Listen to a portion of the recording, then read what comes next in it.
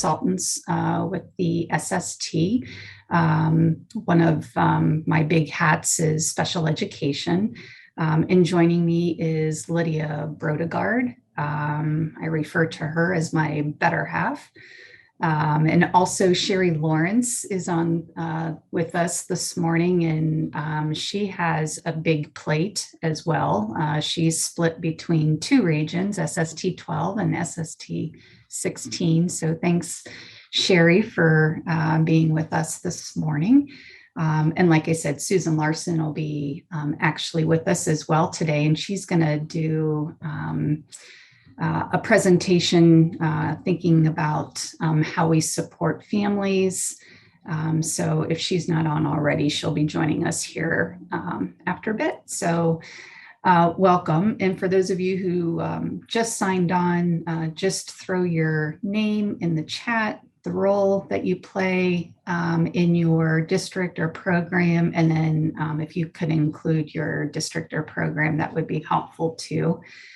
Helps me be mindful of some of the information that we share. So, all right, I want to kind of start this morning with maybe not,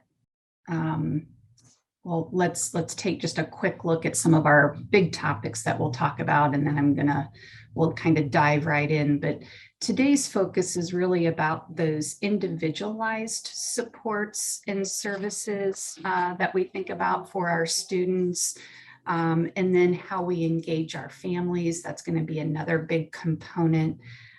I'll share some resources throughout this morning when we think about those individualized supports and how we might work with our families. And hopefully give you some networking time.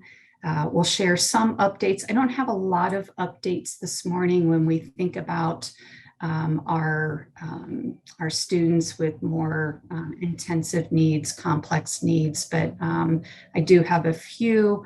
And then we'll also talk about some of our upcoming events that we still have here towards the end of the school year. So that's kind of how we'll spend our time. And again, for those of you who just are joining us, Lydia has put our shared folders that have the handouts, and we'll probably be spending a lot of time in that shared folder. A lot of the slides that I have today are really just placeholders and more so to keep me on track. So, all right. So we're going to talk about this probably not so favorable topic, especially when we think about our students with more complex and intensive needs. But as we think about how we individualize for our students, we can't help but think about assessment just as we think about instruction, right? Those things go hand in hand. And I harvested, that's a phrase by one of our SST counterparts who we contract with, Linda Houston. If you're familiar with Linda, she uses that term harvest, which I love. So we borrowed this or harvested this idea from O'Kelly, which I'll share here in just a moment.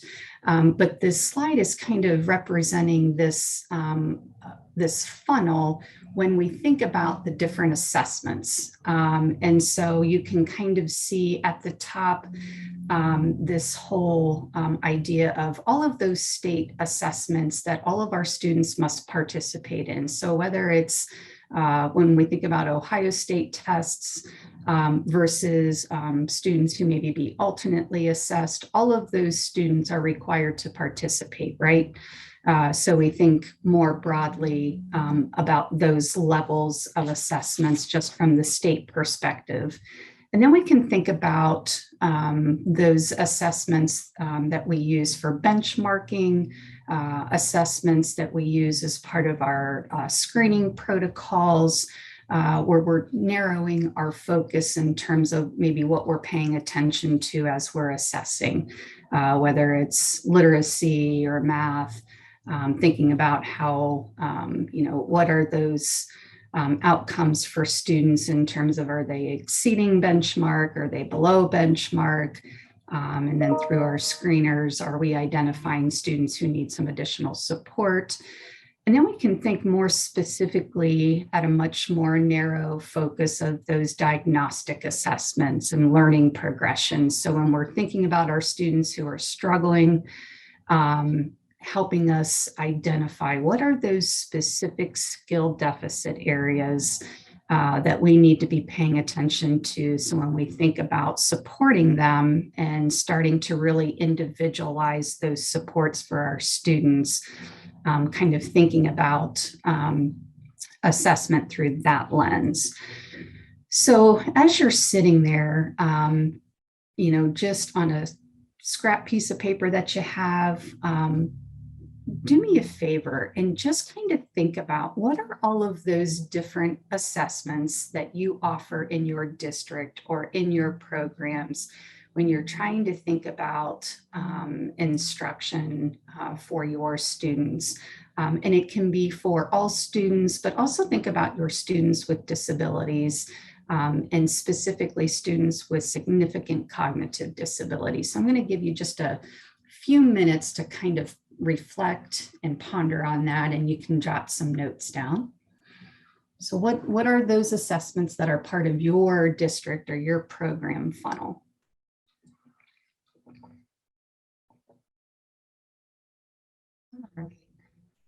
Hopefully you jotted some things down in terms of those pieces that might fit into that funnel when we think about those different layers. And again, I don't know that this is the best way to start today, but Shauna Benson out of Ocala, specifically that Office of Diverse Learners, she was sharing with us as we were having conversations around supporting students with significant cognitive disabilities and really thinking about those low incidence disabilities in particular. We talked about, this whole idea of ensuring that even our students, when we think about those populations, are we making sure that they're able to participate in those assessments?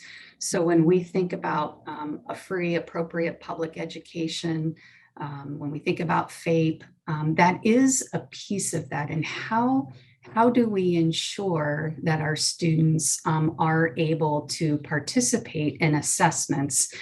And I had one of those aha moments, like thinking back to when I was in district, oftentimes as I'm planning or thinking about supporting our educators, our administrators, and your role in supporting students, I think specifically of 3 students right off the get-go that had similar needs, but also had very diverse needs when you looked at these 3 students.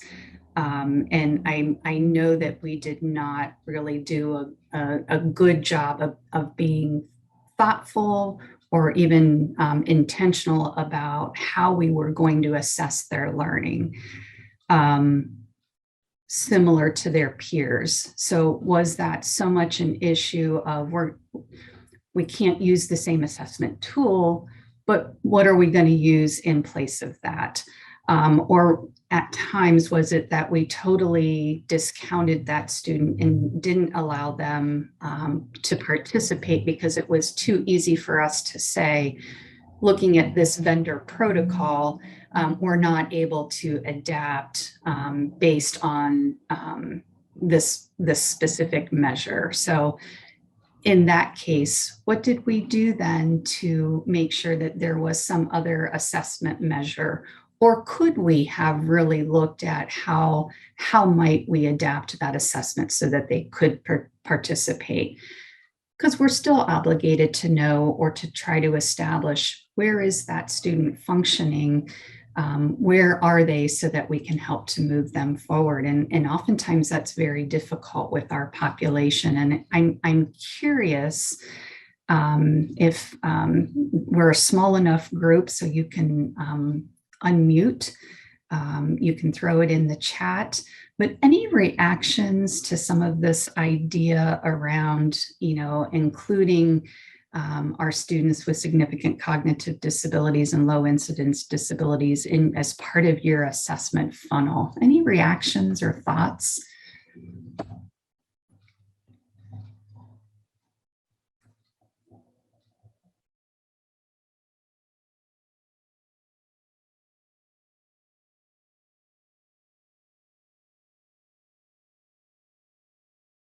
How do we ensure through IDEA, which says that every single student really should be participating in these layers of assessment?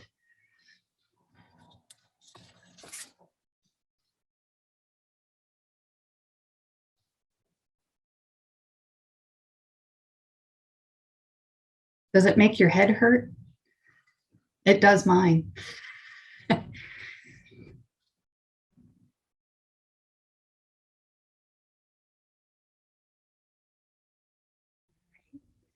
It's okay if you've had similar conversations back in your district, and it's really kind of trying to plant some seeds. And as we move forward, thinking about how we support students and through this lens of MTSS, that is kind of a layer of it is this assessment piece. So I do want to spend just a little bit of time talking about multi-tiered systems of support. And I know for all of you who are participating today, whether you're an administrator or you're an intervention specialist or related service provider, we know that this looks very different across our districts, but we know that graphic on the left comes from Each Child Means Each Child document, which is really Ohio's response to improving learning experiences for our students with disabilities. So they kind of outline this particular MTSS model throughout that document. So I just kind of placed it there just so that we know, just from the state level, they do recognize MTSS as kind of one of these focus areas as a state, and specifically thinking about supporting our students with disabilities.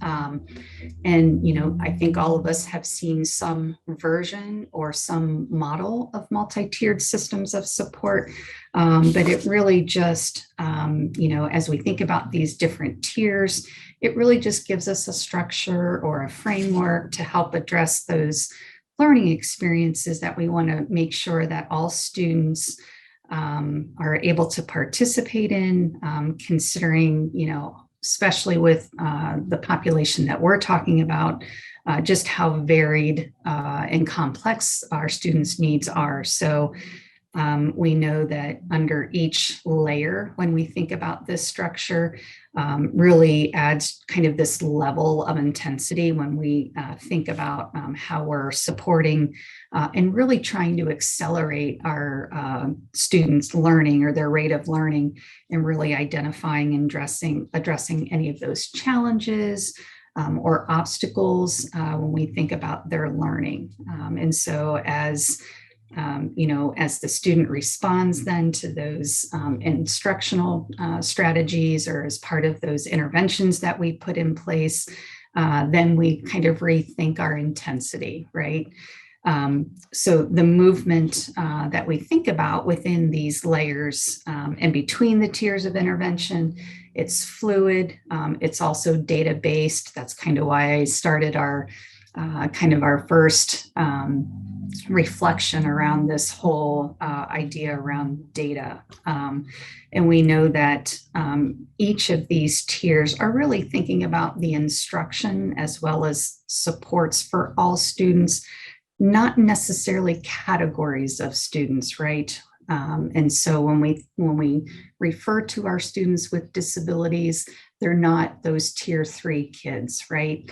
You talk about, one of those things that is a huge pet peeve of mine it's referring to, those tier 3 kids or those tiered kids. So yeah, it's really thinking about each child and their need, as well as, what layers of support are they going to need. And we're also thinking about students with significant cognitive disabilities, how they fit into this framework. So that's kind of one look.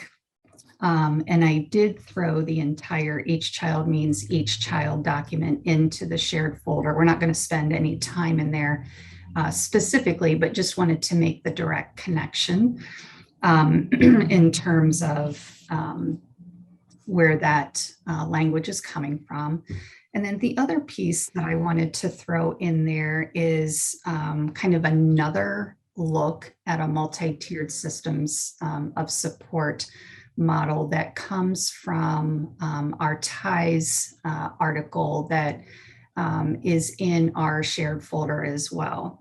So I want to pull that up for just a quick moment. Bear with me here. And it's this brief here: MTSS for all, including students with the most significant cognitive disabilities. And if you've been with us in other sessions, this is day 5. We've shared this article before, but I thought I would bring it back. Our earlier conversations were more around kind of that core instruction or that tier 1. But today we're talking more specifically about those tier 2, tier 3 supports when we start thinking about individualized supports for students. But this might make you dizzy, so go ahead and just kind of look away for just a moment. And I'm going to kind of pull this piece up here. And I don't know if you're able to access the article, but it might be helpful for you to go ahead and pull that article up. And I want to just kind of share a few key pieces here. But on, looks like,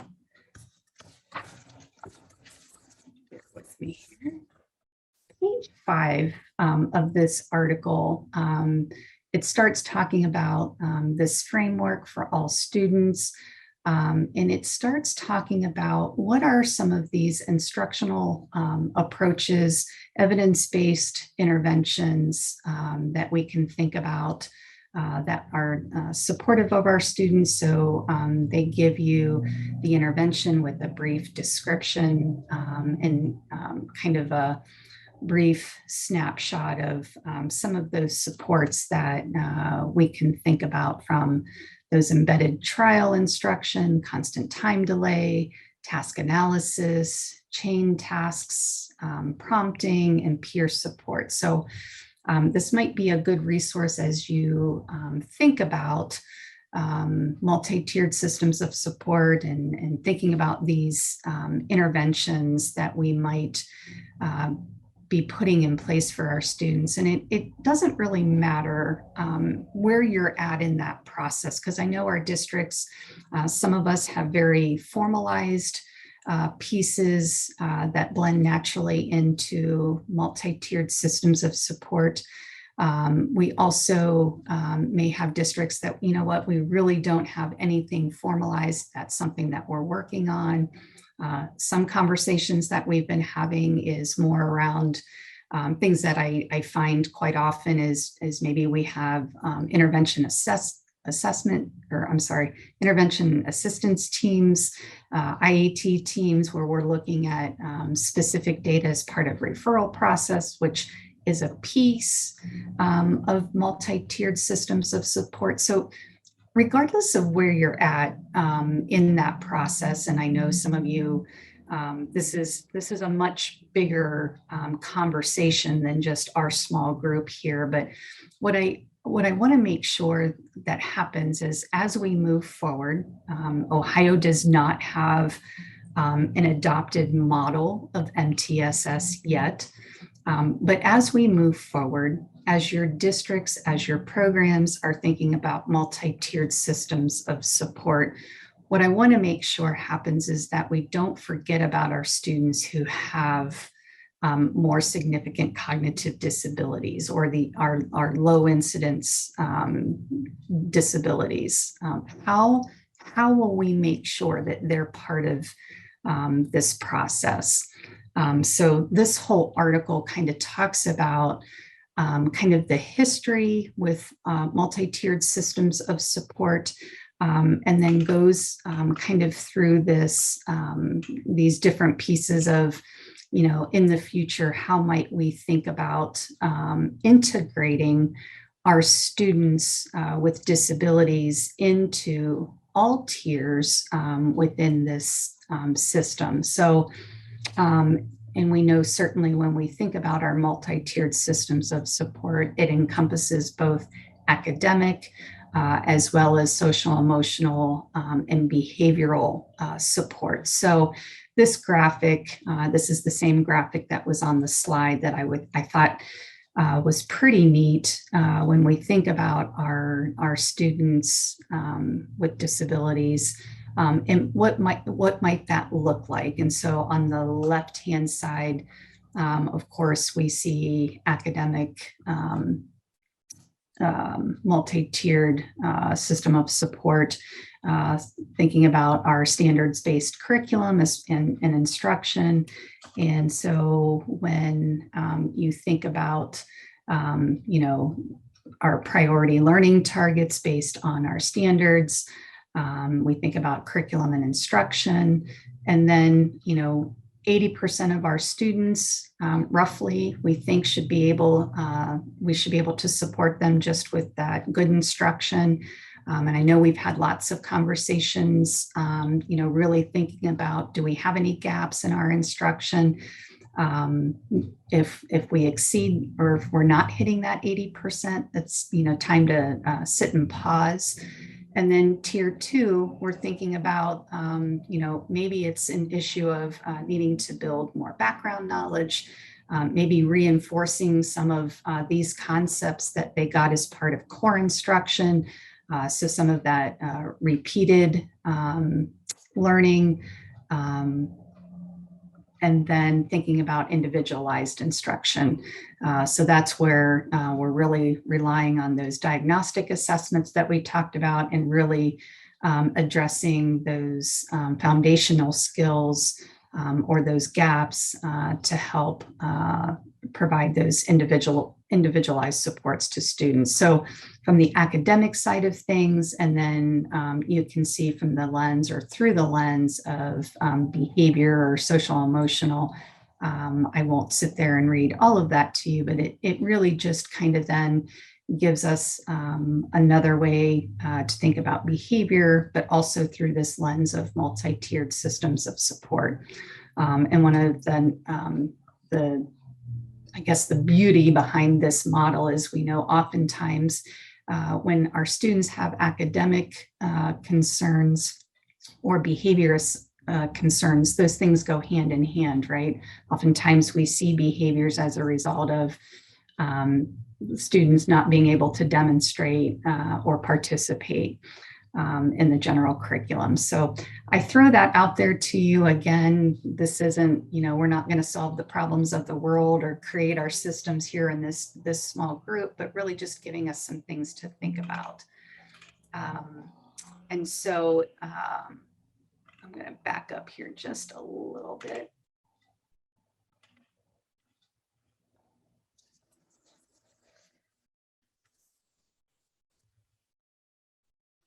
Keep scrolling here. I'm so sorry. Look away here. Here's another way to kind of look at this MTSS framework. And again, thinking about academics versus behaviors, and thinking about for all students. And then in this far right column, aligned strategies, when we think about our students with significant cognitive disabilities.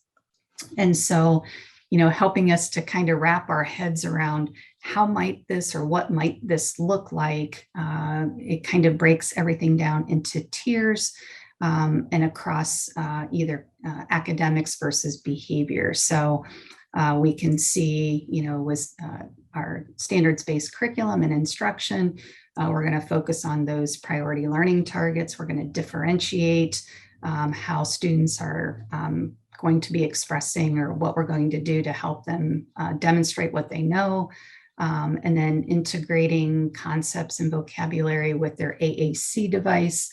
And then looking at tier 2, that's where maybe we're going to pre-teach, reteach, again, thinking about what they received as part of core instruction.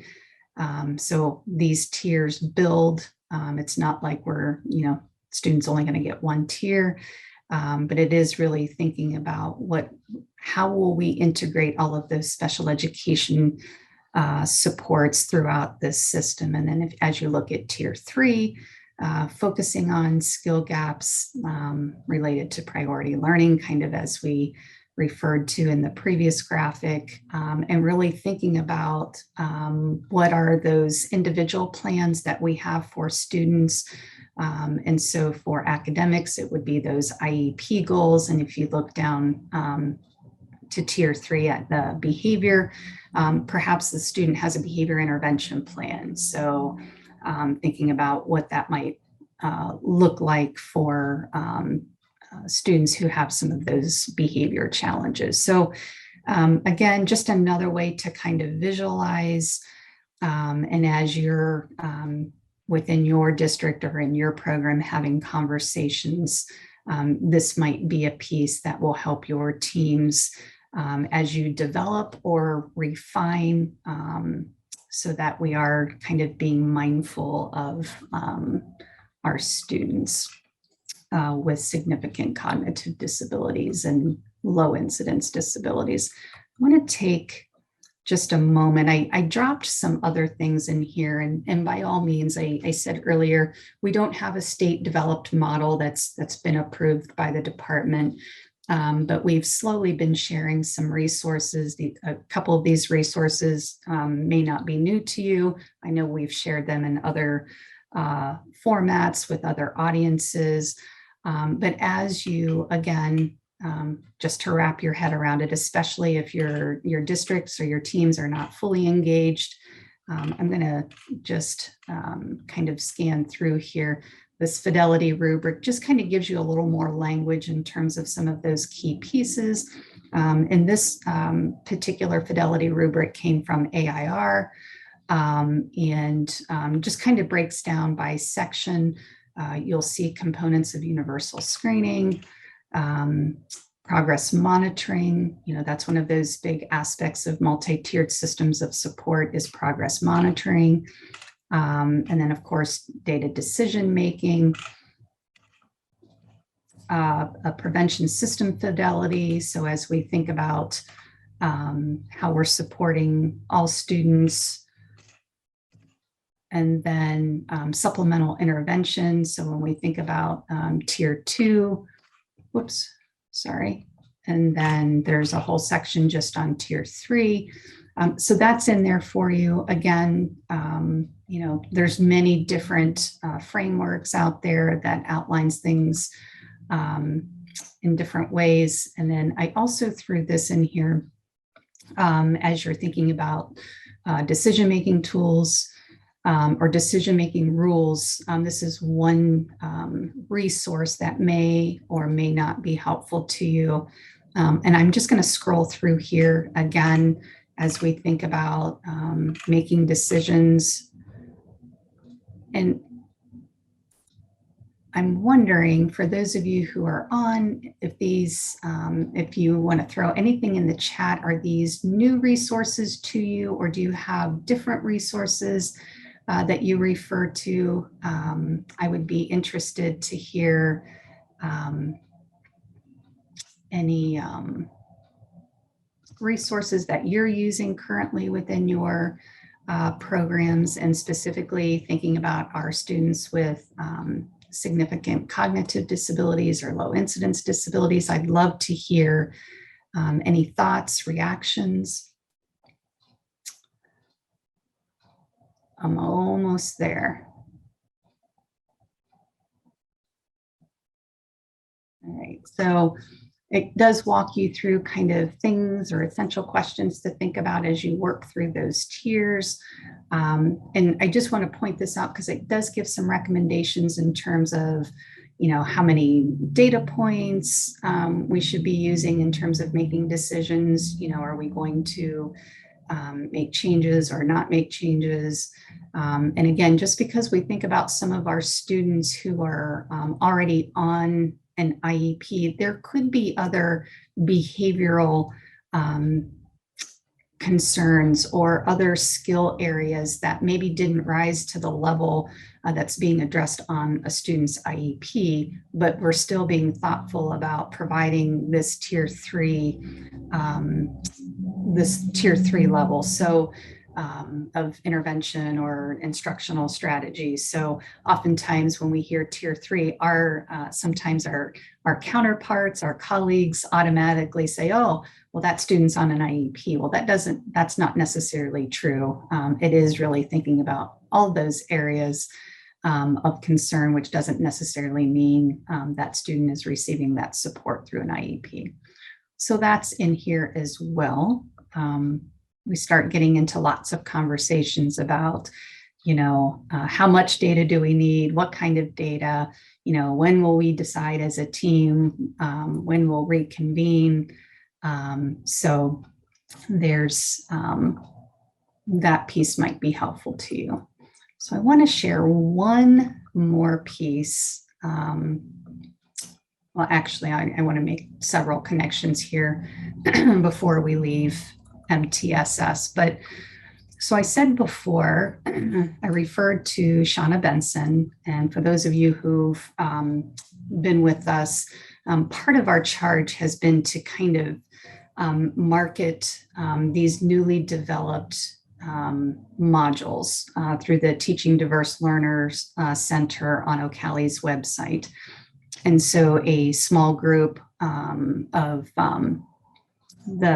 part of the state network for ASDLI, Autism Spectrum Disorder and Low Incidence Disabilities Network, kind of created these out of some of the work we've done around literacy, and just this conversation of, how will we support our students, and even more with the recent use of our decision-making tool for students who are alternately assessed, recognizing that perhaps now we have a chunk of students that, how will we support those students now that maybe we're identifying that maybe there's more supports we could have put in place in terms of whether it's accommodations or, we're trying to make sure that they're spending as much time as possible with appropriate supports in their gen ed setting. So, just kind of really thinking about all of those aspects as a result. But so there's a series of different chapters. And so what I'm pulling from is this whole idea of targeted interventions, tiers 2 and 3. So as you kind of work through these chapters, or if you're interested, there's lots of different types of resources within each of these. And so if this is new to you, I just want to kind of show you some of these, MTSS for all. That's the article that I just pulled from, evidence-based practices for classroom and behavior management. So just so if you're looking or you're feeling like, gosh, we have some work to do around this area, or I want to know more about, this is a wonderful resource. And one of the things that's embedded throughout this chapter is this SWIFT schools. And so their focus is on multi-tiered systems of support, and really thinking about providing equitable services and opportunities for even our students with those significant and intensive disabilities. So I share that with you, that website, because this is one of the documents, especially as you're really thinking about, gosh, we're just in those beginning stages of talking about multi-tiered systems of support. This is just kind of a nice worksheet in terms of planning. And I'm just going to scroll through here just to give you the highlights. I know schedules oftentimes are one of the biggest barriers when we think about these tiered supports. Who are we going to, or when will we make sure, especially our students who are identified already, but maybe perhaps in a different area just need more of that targeted support. When will that happen? So there is a master schedule in there as a sample. And I'm going to keep scrolling here. And again, these are ways that teams can just kind of record. These are things that we have, or perhaps identifying gaps in terms of these are things we need. So it talks about, what tools do we have for universal screening? What types of support do we have for tier 2? So just kind of really going through the whole gamut so that you can, and it gives you examples of what that could look like once it's filled out. So I just throw that out there so that it's something that you have access to. But it was on that Swift school site where I pulled that from, and there you could spend all day on that site, and many of the other tools are kind of embedded or threaded throughout those modules on Ocali's site. So some good stuff that I just wanted to share with you. I had landed on this and I thought, oh, this is a pretty neat tool. So I'm just going to scroll a little more just so you can kind of see. But anyhow, that's in there in the shared folder as a separate document, but also know that you can find it other places, and that website might be another, and I will actually drop that in the chat.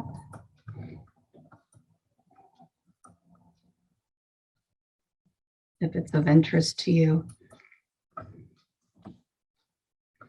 All right.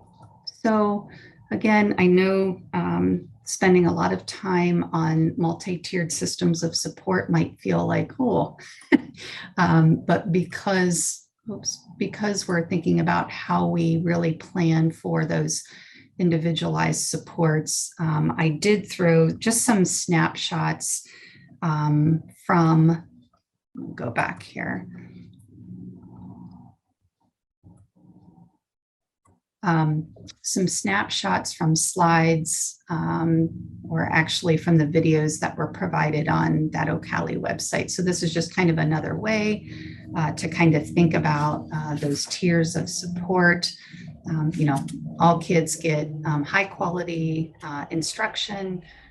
And that tier 1, we're really thinking about those preventative practices. Tier 2, again, that's in addition to tier 1, and then tier 3, it's more individualized, more intensive. Again, all of those things that we know are kind of built into those our tiered systems of support. And as we're designing those or tweaking them, we want to make sure that those are things that we're thinking about. And again, it's not, our focus is really thinking about how do we make sure that when students are struggling, that we're filling in those gaps and not really thinking specifically about a student's specific label. I also threw these other examples in here, again, just as to kind of give you a different look, or kind of the same things that have been repeated, but tier 2 might look like when we think about students with significant cognitive disabilities. You know, it might be just additional layers of practice because we know they need embedded learning opportunities. Maybe we need to do some reinstruction during whole group as part of independent practice time. Maybe it's, you know, really thinking about our specially designed instruction as we're, you know, trying to deliver that tier 1 lessons or those lessons that we've designed as part of our tier 1. And then any of the above bullets in addition to tier 1. So it's not providing or it's not during new instructional time. Students aren't missing, you know, that the new information. We're trying to reinforce what they previously learned. So they use that. And then, you know, we think about some of our students who use AAC devices and how intensive some of our students' needs are. And again, I put this visual up there because in those modules, they spend a lot of time talking about how you might incorporate even the most significant challenged students kind of in our layers of support. So anyhow, those are all in there, and just to kind of give you a taste of, gosh, I want to go back there and revisit. So that's in there. And kind of like the previous slide, you know, this is just reinforcing that they're getting tier 3 in addition to tier 1 and 2 within the gen ed classroom. They talk about, you know, maybe it's peers or parapro actually supporting that too. So anybody want to chime in about MTSS? Any thoughts, reactions? Everybody's pretty quiet, and it's okay if you're, you know, if there's not lots of movement in this area in your district, but any reactions to any of the resources, any of the thoughts?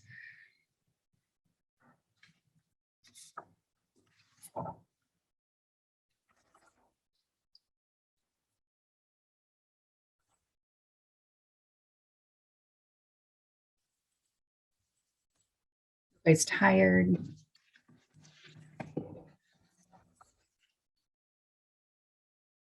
Have you all seen those resources before, or were there any new pieces? And I've lost my chat. Let me see if I can pull my chat back up. Chat's pretty quiet today. Yeah, and I know MTSS isn't real riveting to some, especially when you think, oh my gosh, this is IEP season. That's all I really care about, right? So thinking about building all of those layers right now probably, yeah, isn't the highest of priorities. But as we think about individualizing for students, that's just kind of those natural steps before we, when, you know, before thinking about IEPs and students qualifying for services. So wanted to spend just a little time there.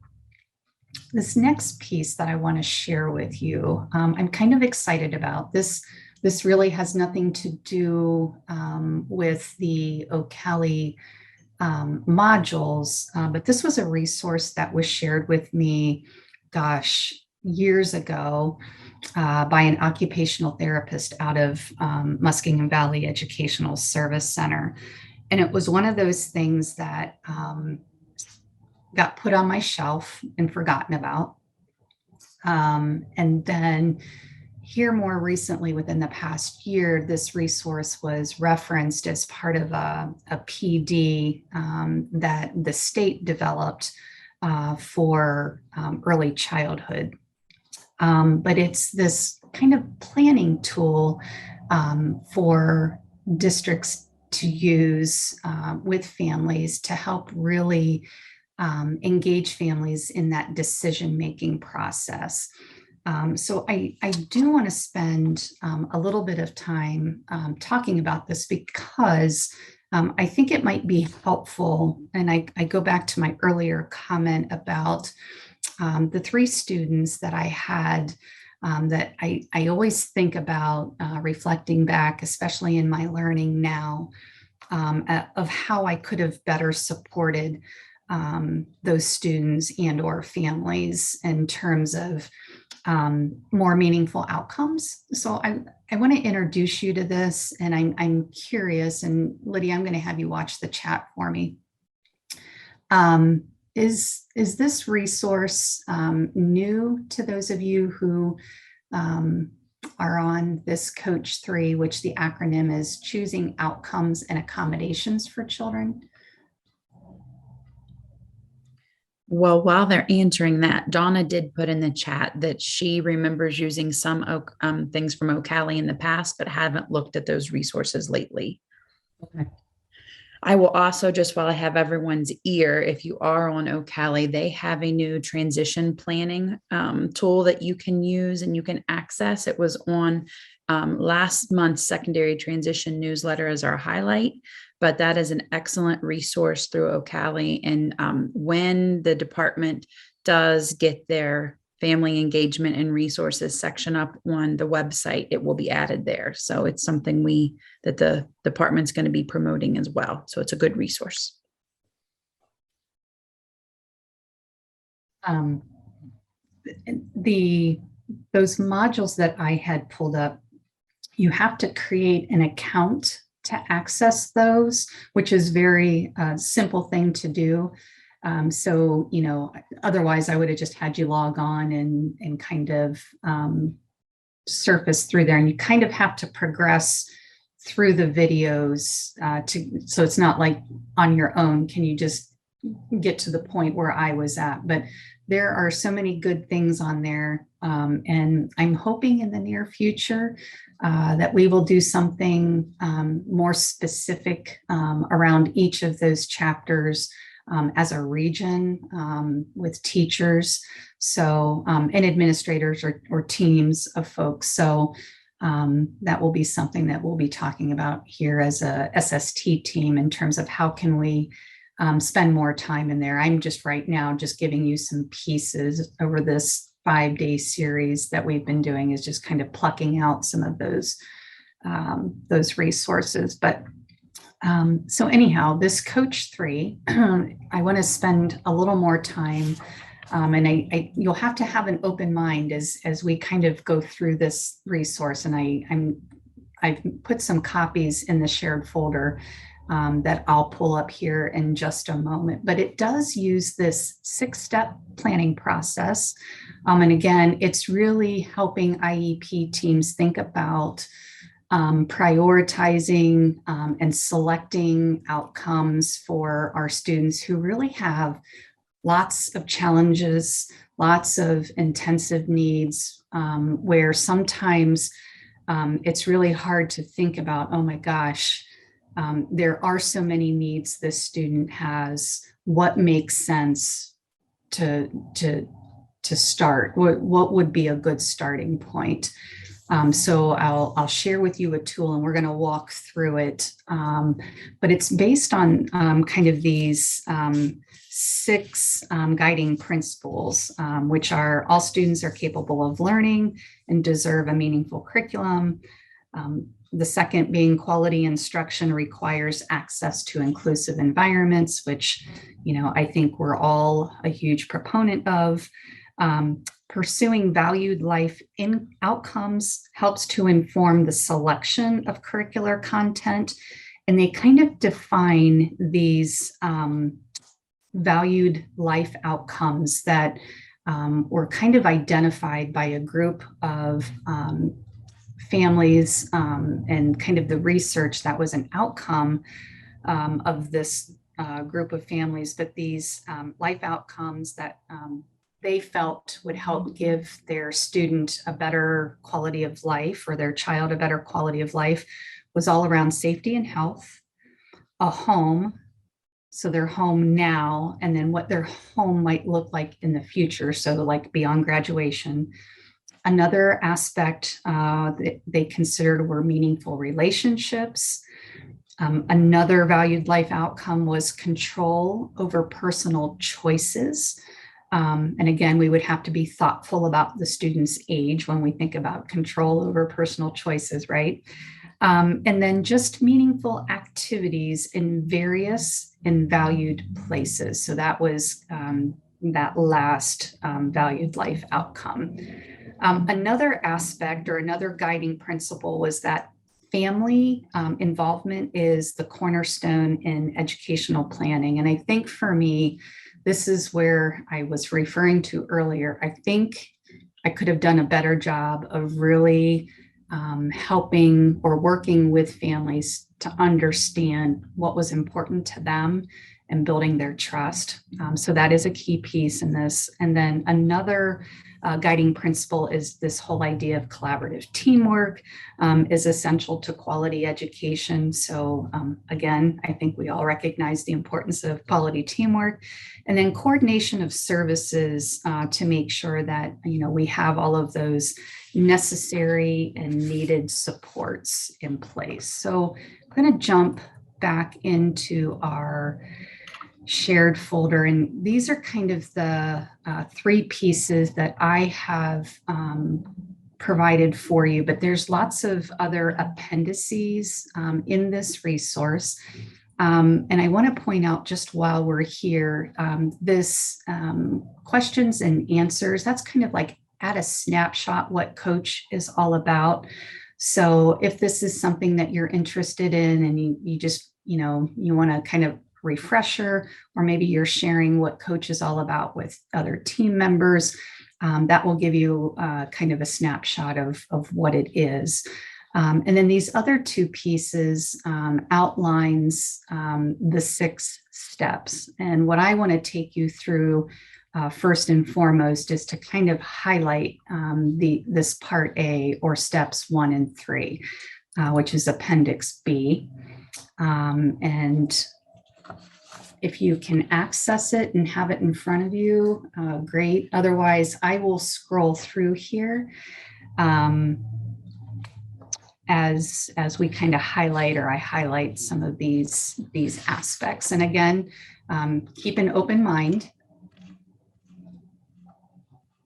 So this first part of the record just gives you a spot for background information, student's name, date of birth, all that good stuff. And then they provide you with the kind of a checklist. And one of the things I think that will be important is to making sure that everybody is comfortable in this process before you engage in it. And it is like anything else. At first, when you work through this process, it's going to feel clunky. It's probably going to take a little more time than what they've anticipated in terms of going through this process. But it is making sure that, everybody is in agreement in terms of using this. And I look at this third aspect: all professional team members agree to and accept and act on the educational priorities identified by the family. And I know sometimes as we interact with our families, sometimes we're coming from very different perspectives, and sometimes this is a hard thing to accept or to think about. So it is something, though, to kind of, I guess, have some caution around making sure that folks are understanding what this process is. They give you opportunities to, as you're working through each one of these steps, it may mean that you're going to have to reconvene. So it gives you an opportunity to record those dates. And they're just indicating, for the team, just those different pieces that you want to make sure that you have in place before you start working with the family. So making sure you have the booklet, and then all of this information that's being collected as part of this first step is to help generate or think about goals that would be translated into the IEP. All right, so This page here is really just really helping the family to understand what the process is. And so they provide this script, whether or not you would use it just like this. But what I like is you kind of have the words and the verbiage right there in front of you. It also talks about the time. So you see it will take about 60 to 90 minutes to complete the interview. I'm going to ask you a series of questions. And it also goes on to clarify, I know with some of the families that I worked with, there were some things that they were reluctant to disclose or they didn't want to talk about. And they're very upfront here in explaining that if there's anything that you don't want to answer, then they're not going to answer. So I like that it's being very respectful, kind of the family, and kind of what their wants and what their desires are. And I guess I should have here at the top, it talks about, this whole process is part of the family interview. It's really to gain a better understanding of, what's important to the team or what's important to the parent around their students. So it's helpful for the team when we think about then creating a more meaningful IEP. So those pieces are in there. And then outcomes for the family interview. It says by the end of the coach family interview, you will have selected a small set of learning outcomes that you think are most important. And so you see here 5 to 7. So bear with me here. I think this setup is pretty neat. And I wished I would have had the opportunity to use this with the family, but it is, like I said, it can feel a little intense or overwhelming at first. This part just kind of outlines the particular steps. It's broken into 2 parts, and those are the 2 parts that you actually have in the shared folder. Part A, which is considered all of the steps for the family interview, and then kind of prioritizing their outcomes based on the information that they've shared, and then Part B.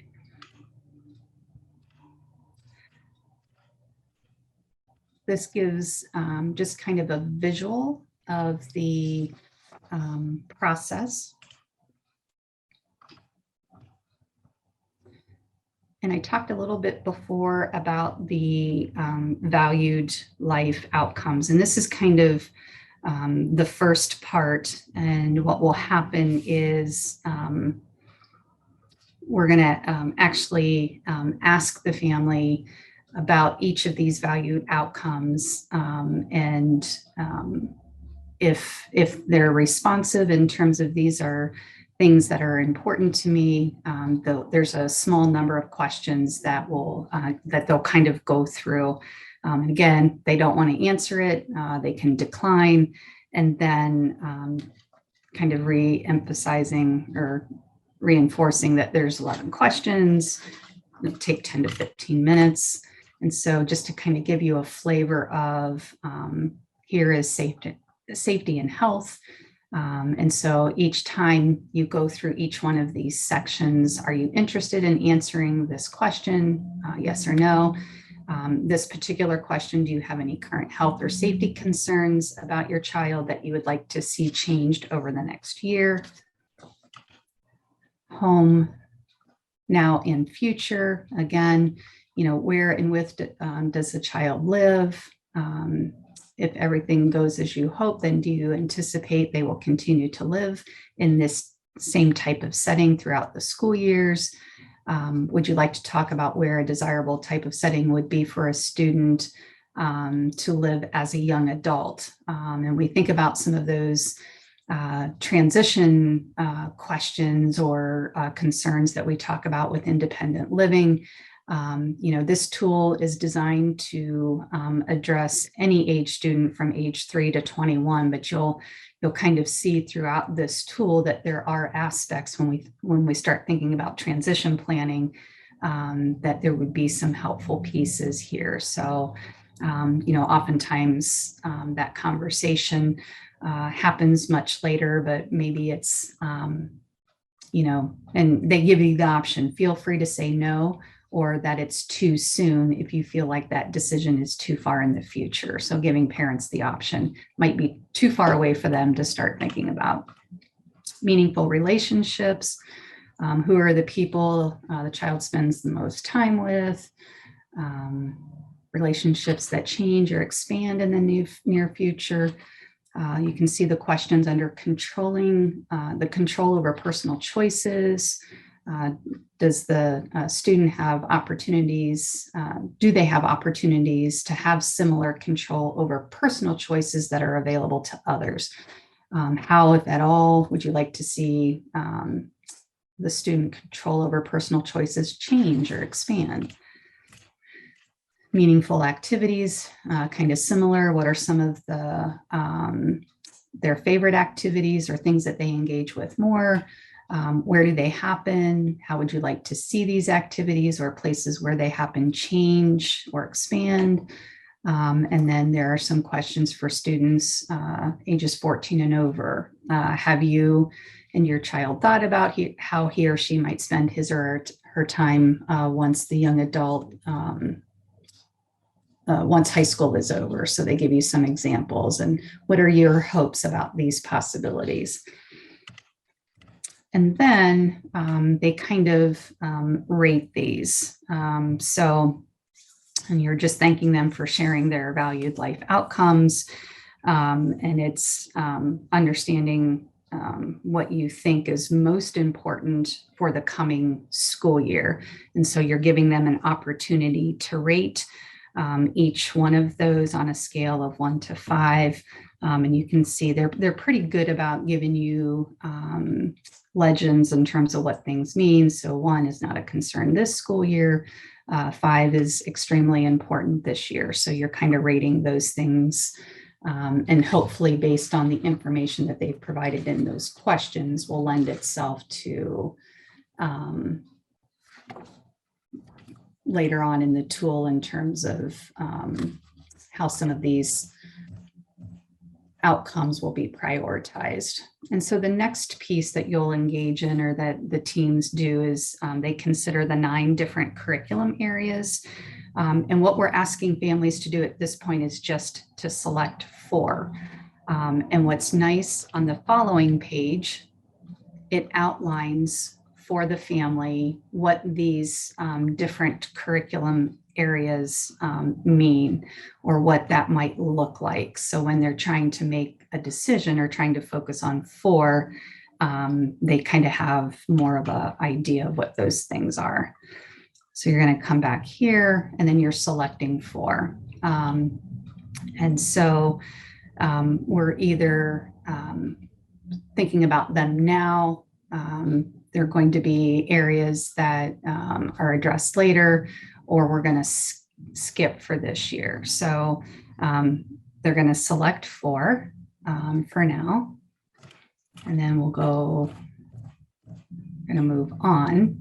And so for each area that they identified as a priority, there is, and I'll just stick with communication, but for each one of those curriculum areas, there's a page like this. And so what they're going to do for each of the 4 areas is just work through these series of questions. And what you'll notice is these areas are not generally part of the general ed curriculum. There will be an opportunity later for the teams to think more about those outcomes that are specific to the gen ed curriculum. So when you look at some of these, you'll be like, but you'll see they'll be required to mark or provide a score, and they provide the scoring key down here. E is for early or emerging, P is for partial, S is for skillful, and then they have the opportunity to say needs work this year, yes, no, and then after we get through all of these, then you're going to rank 4 priority areas. So hopefully what you're recognizing is that as you go through this tool, what you're doing is you're kind of narrowing the outcomes so that they're more manageable, while yet not losing sight of what's important to the family, because either later in the year we will revisit, or even having this document that would perhaps follow the student over the course of time, and where those outcomes might possibly change from the family's perspective, but that information then isn't lost. So they'll go through and they'll rate each one of those. But what will happen, they'll start referring to present levels from the parent's perspective. This is not from the team member's perspective. This is merely from the parent perspective. And so they'll, when they talk about present levels, it's this score of E, P, or S. All right. Are you hanging in there? It's a lot, but I kind of like what we end up with. And so I'm just going to keep scrolling through here. You'll see personal management, recreation, access academics, applied academics. Again, we're still not to the part of the gen ed curriculum. This is more about those outside of that. School.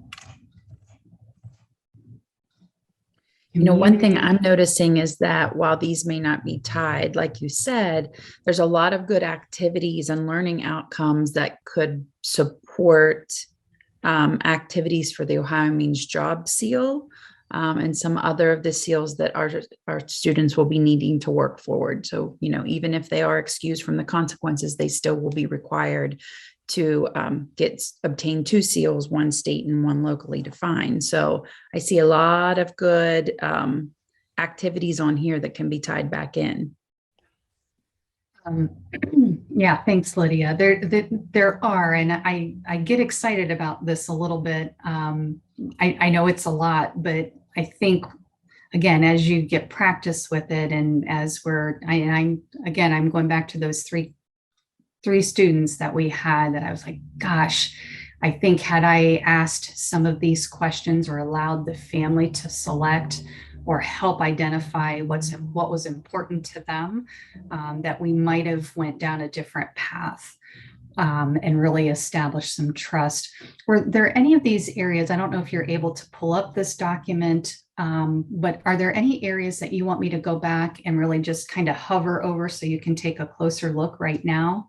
Or are you feeling like, just keep going?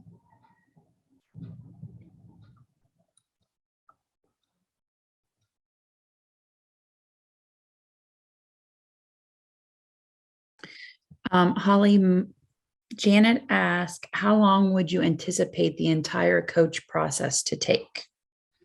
This first part is 60 to 90 minutes. And it's broken into chunks. So you would be able to share or set it up with your team however you saw fit. But recognizing all of this information then would help us create IEP goals. So depending on the timing of your IEP and starting it soon enough, I think would help dictate, how you broke this up or how you moved forward with these pieces. So Holly, what would you envision this looking like? I'm just thinking about my teachers and their time constraints and things like that. Would this be a separate meeting, or Yes. some of this be sent home to the family? You're not supposed to send it home. This is through an interview process, face to face. And so you're a staff member will be facilitating it. And I would probably try it out first. And if you had a family that would, that you knew would be willing to, kind of navigate this, and you had the right team around you, because again, I can see where there might be some staff who might not be real responsive to the family, unfortunately, to the family selection or prioritization of what was important to them. so I might not choose that staff person or that team for this first one, if that makes sense. But I see that really helping to get the parent input. And so we know that we're required to do that as part of ETRs as well as IEP. I think about lots of sections through the IEP process where, whether it's future planning, the profile, present levels, we're getting parent input that way. Even thinking about transition goals. So I see utility in a lot of different ways, but it is really thinking about, gosh, what might this look like? I know our staff would send home some parent surveys, some things in advance. So I almost seeing it being parallel to that, but on a different scale, like sitting with the family as opposed to sending that home. I don't know if that makes sense. Yeah. And would you see that document then? I hate to see great tools like this get filled out and then just kind of lost in the shuffle. So would you see that as something that would live on through like an electronic attachment in the IEP program or in those student binders? How often would you see this being done? I definitely see it being done annually.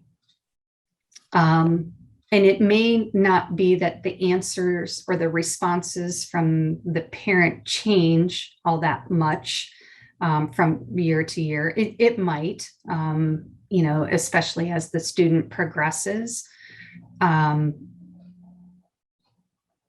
I almost see it in that student's binder. And this is the piece for me that I think I didn't do a great job for the one student in particular. Like, it always seemed to me like we were starting from scratch year to year, or from transition from grade to grade or building to building.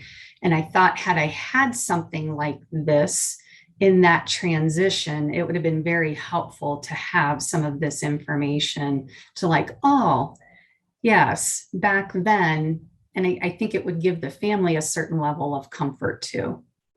Yeah. And I'm wondering if this could be something, it seems pretty bulky for an annual thing to think that we could, release a staff member for each of these for at least an hour to sit down with a family. I wonder if this could be done triannually, kind of as a part of the ETR process.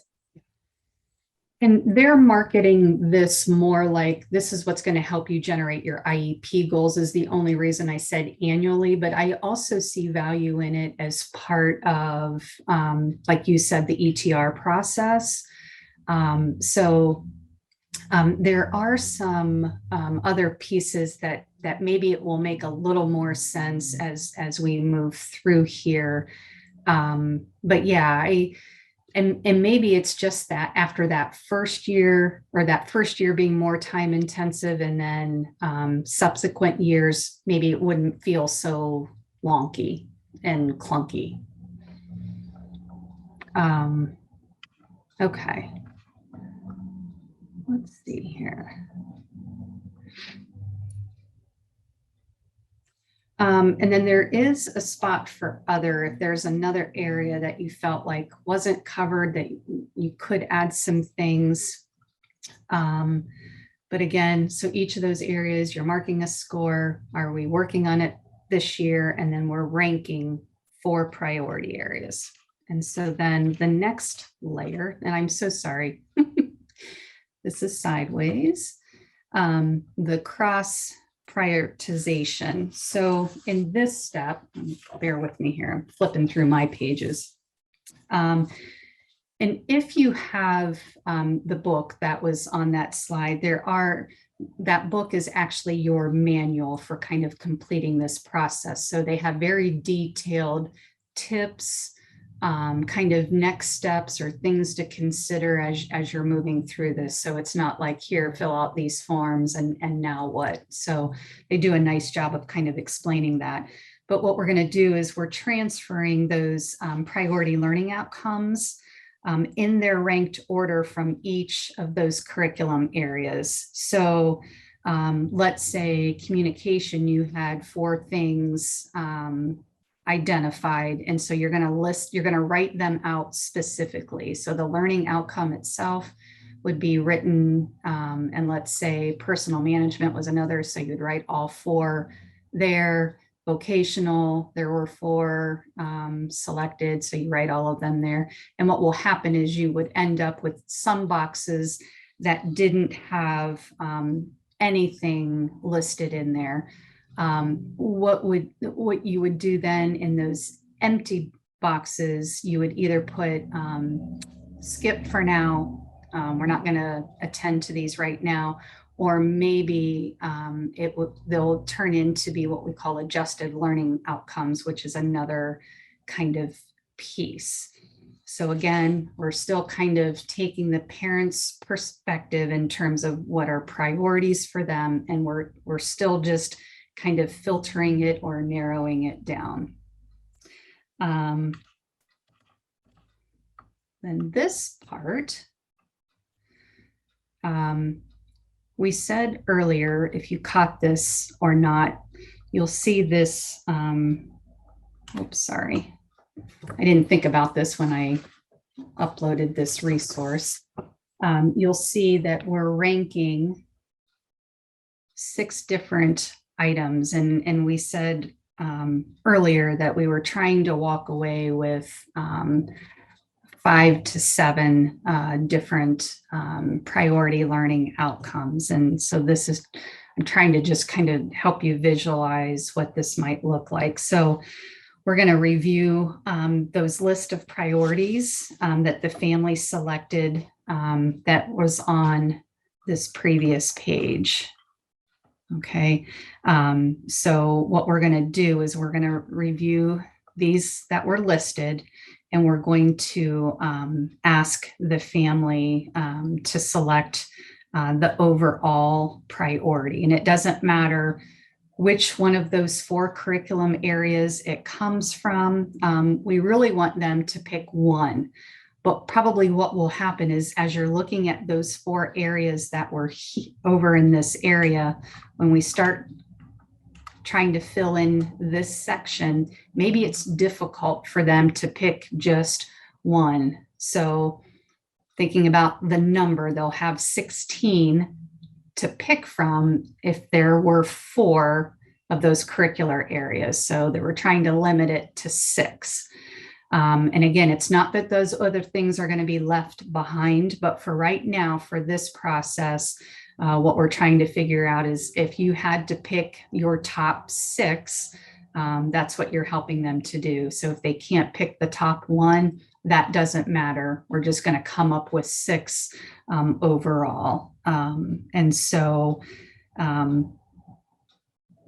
yeah, that's kind of how you start with that process. And then, you know, it might be after they've selected these 6, it's just really wanting to make sure that, you know, if they're like, gosh, I'm not so sure, maybe I should have selected, you know, something else. It's okay. But kind of when you get to this point, you kind of want to firm up the 6 that they want to focus on for this part.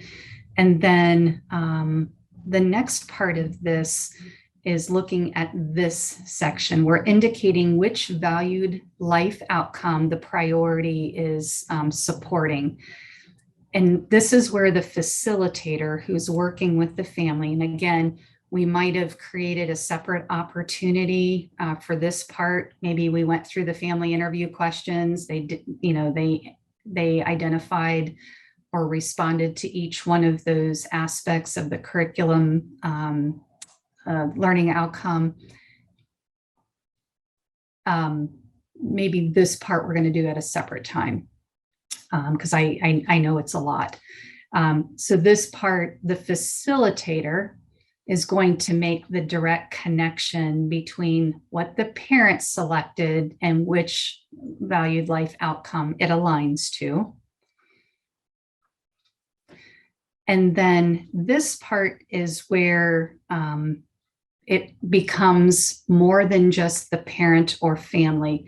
This is when the team comes together and we decide if this priority will be an IEP goal, or if what was selected will be something that will be addressed as a home priority. So just because the parent said this is an area that's very important to us doesn't necessarily mean that it's going to be an IEP goal, but it could be something that becomes a priority for home. And then it might also be maybe it's not going to be an IEP goal, but maybe we're going to see it surface as an additional learning outcome, which we'll talk here in a little bit about. So the team is negotiating, they're coming to consensus, what's going to be an IEP goal versus what's just going to be worked on at home, or something that's going to be important for home, and then what are going to resurface as these additional learning outcomes. I want to pause here. Any other reactions? I know Janet had some thoughts. Does anybody else see this like, oh boy, or do you see its utility, or any reactions?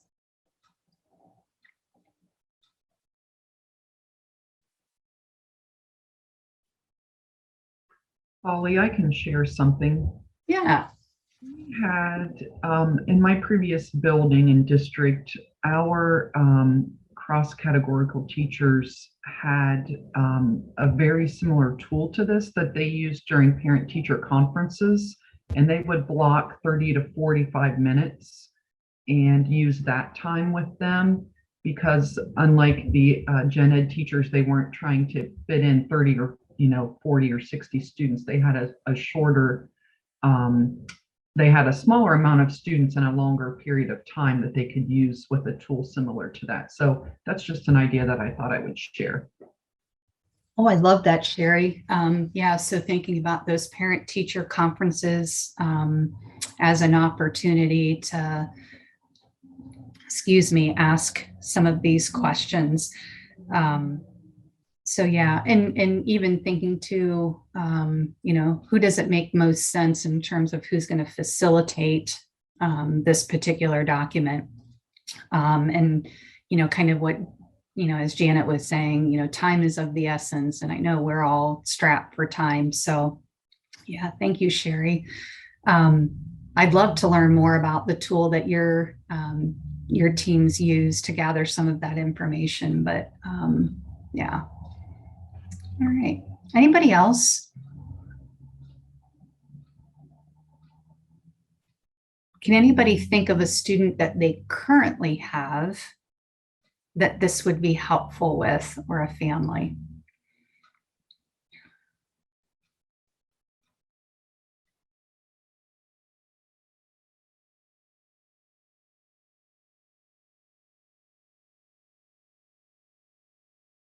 Okay. Well, you guys are quiet. Okay. And I forgot to mention, I know these steps get a little clunky, but they do kind of outline, kind of as you're navigating this tool, the different steps within the document itself. And this is kind of, we're into this step 2. And this is where now all participants in the team are kind of engaged and wanting to share kind of what their perspectives are and what should be targeted as part of instruction. So step 1 was really, for our families to decide what those learning priorities are or were for them. And now we're kind of thinking for all participants to kind of have this this opportunity to kind of give or voice their concerns or perspectives. And so you can see here where we're selecting and marking only those additional learning outcomes to be targeted for instruction. We're going to be mindful of having or limiting to a reasonable number. Again, when we think about developing IEP goals, it has to be manageable, right? There's only so much time in the day, but some of our students who have some pretty intensive needs, it's going to be very difficult at times to kind of prioritize. So I I'm going to scroll through here just to kind of give you a feel for what those other additional learning outcomes are. Sorry, I'm going to go back here. Just 2 pages that the team would kind of go through. And then the last aspect, so you're selecting the ones that we want to work on. And the next thing to really think about is kind of this, the types of participation in the general ed curriculum. And so it kind of gives you a different, 4 different options in terms of how we will address those additional learning outcomes. So same curriculum with supports, meaning same content, same level, or maybe it is going to be more appropriate for a multi-level curriculum. So same content, different level, multi-level curriculum, different content, different level. And then it goes on to the next page to talk about we might use curriculum overlapping. So different curriculum area, different level. So they give you these different options. I won't read through all of these, but you can kind of get a flavor for that. And what we're doing then is thinking about the additional learning outcomes in gen ed. And so they give you opportunities to kind of think about, these are the different curriculum areas. You're providing a brief description in terms of content for the student's grade level. You're indicating, how will they participate in gen ed, and then you're providing example or starting points if we're thinking or considering multi-level or curriculum overlapping. So it's, again, just another planning page. And it goes on to think about these different, the other aspects for planning. So phys ed, health ed, art, music, goes on, gives you other spaces here when we think about some of those other aspects that we would want to be mindful of. And then there's an opportunity to indicate what general supports the student's going to need. So whether it's personal needs, physical needs, teaching others, so when we think about some of those medical procedures or students and behavior plans, AAC devices, maybe they have sensory needs, providing access and opportunities, other general supports. So that's kind of that first part. And real quick, I'll just show you then that information then kind of translates. All of the pages in this section are the same. So you'll see annual goal, the priority learning outcome from step 1.5. So it refers you back to that first part. Present level of performance, what are the natural age appropriate contexts, places and activities in which the student will be expected to use the skill. So again, it's just kind of another planning document that would help you identify the annual goal and then specific short-term objectives. So that's kind of it in a nutshell. And again, they just give you multiple pages of the same so that these would be things then that we could use for planning the IEP. Phew. All right, so any other thoughts, reactions?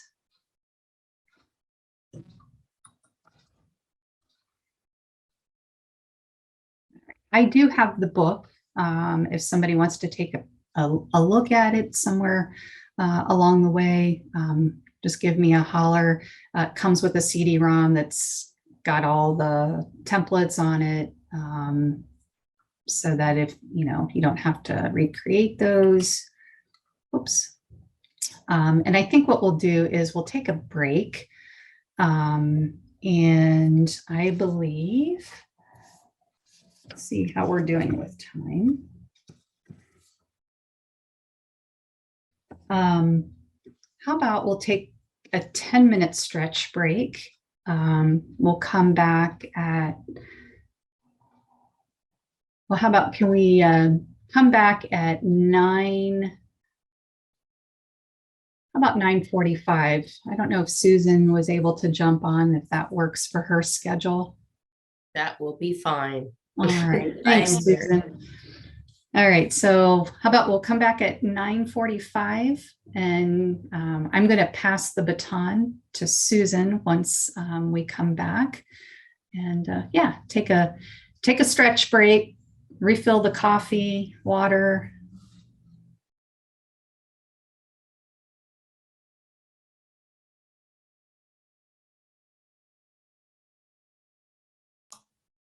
All right, Miss Holly, am I just going? All right. Wow. I think that we have a very small group. So those of you that do not know me or have not been in a network this year, I'm Susan Larson with SST 12, and I do serve in a family engagement consultant role. So wanted to share today a tool or resource, and I know that you have seen a plethora of them this morning, but we're just going to keep adding to that for you just in case you need one more piece. So let me, and you can see my screen, and I just wanted to kick off. I've seen lots of pyramids today, Holly, so I thought I would share one too that was shared with me by Jill Sheridan. And when we think of the pyramid, we really have added that fourth side, which is family and community engagement. And that's the tool that I wanted to share with you today. If you are not familiar with the Ohio Statewide Family Engagement Center, which is housed at the Ohio State University, and they have a team there that provides professional learning, resources. They have an excellent website, and there will be a link to it in this presentation in the slides, so you'll be able to access that. And I have dumped a PDF of these slides into your folder, so you will have access to those as well. But I've also provided a link at the end of the PowerPoint to the actual materials from the Ohio Statewide Family Engagement Center. So I would encourage you to tap into that. So there, earlier this year, I was able to experience a session where they went through coaching for a multi-tiered approach to family engagement. And it does fit and complement really nicely MTSS, and talked a lot about that this morning. So I kind of wanted to continue on that theme. And Sherry, I know you've been through this many times. So this year, both with me and in one of the other networks. So feel free to jump in if you think of anything that might be appropriate that I don't cover. One of the goals of this model is really to be able to coach collaborative, trusting homeschool partnerships. And we do this through this multi-tiered system of support and really creating that opportunity for all. This will also describe the roles for families in this multi-tiered system of support. And then we also integrate this approach to family engagement when we're coaching in our districts. And I know that I don't know everybody's role, but I know that you all serve in roles where you're supporting students. And I believe that all educators are coaches in one way or another. So this approach to family engagement is a data-driven system, and I know I heard that this morning around MTSS. It organizes our family engagement interventions and supports so that we can apply them planfully. We talk a lot about intentionality, and planfully, I believe, is just another word that says we took the time to really be thoughtful and really intentionally plan for this. And it will then maximize the outcomes for our students, all students, each student. So what I have provided, and there are many, many resources, but what you'll see today is all available to you through these links. There's a facilitator guide, which is in the resources. There's a note catcher, and you'll see what that is because we're going to look at one. And then they do have a couple of examples. We're actually going to look at the attendance one, but then there's also one for transitions from elementary to middle school to be thoughtful in that. And then this entire presentation, I'm being videoed, but you might have heard me tell them to skip that because there is a wonderful video of Dr. Barbara Boone, and actually it is now Dr. Bachman, from the Ohio Statewide Family Engagement Center, where they're going through this process. So I would encourage you, if this is something that you really see as being useful, to take a look at that more detailed video. It's a little bit longer than what we have today, but lots of resources out there for that. So what we look at is, again, this tiered approach, which you're all very familiar with, but through the lens of family engagement. If we talk about tier 1, we're really talking about universal school-wide supports for all families. It's where we really establish the school culture and communicate the expectations for behavioral and learning. And this should meet the needs of most families. And then when we get to tier 2, we're going to talk about programs and strategies for groups of families who might need some additional support or maybe want to be engaged at a deeper level. And the families receive targeted supports and opportunities based on their needs that are typically more intense or more frequent. And then we look at tier 3, which is often a very small number of individual families with very unique situations, and they need engagement beyond these tier 2 supports.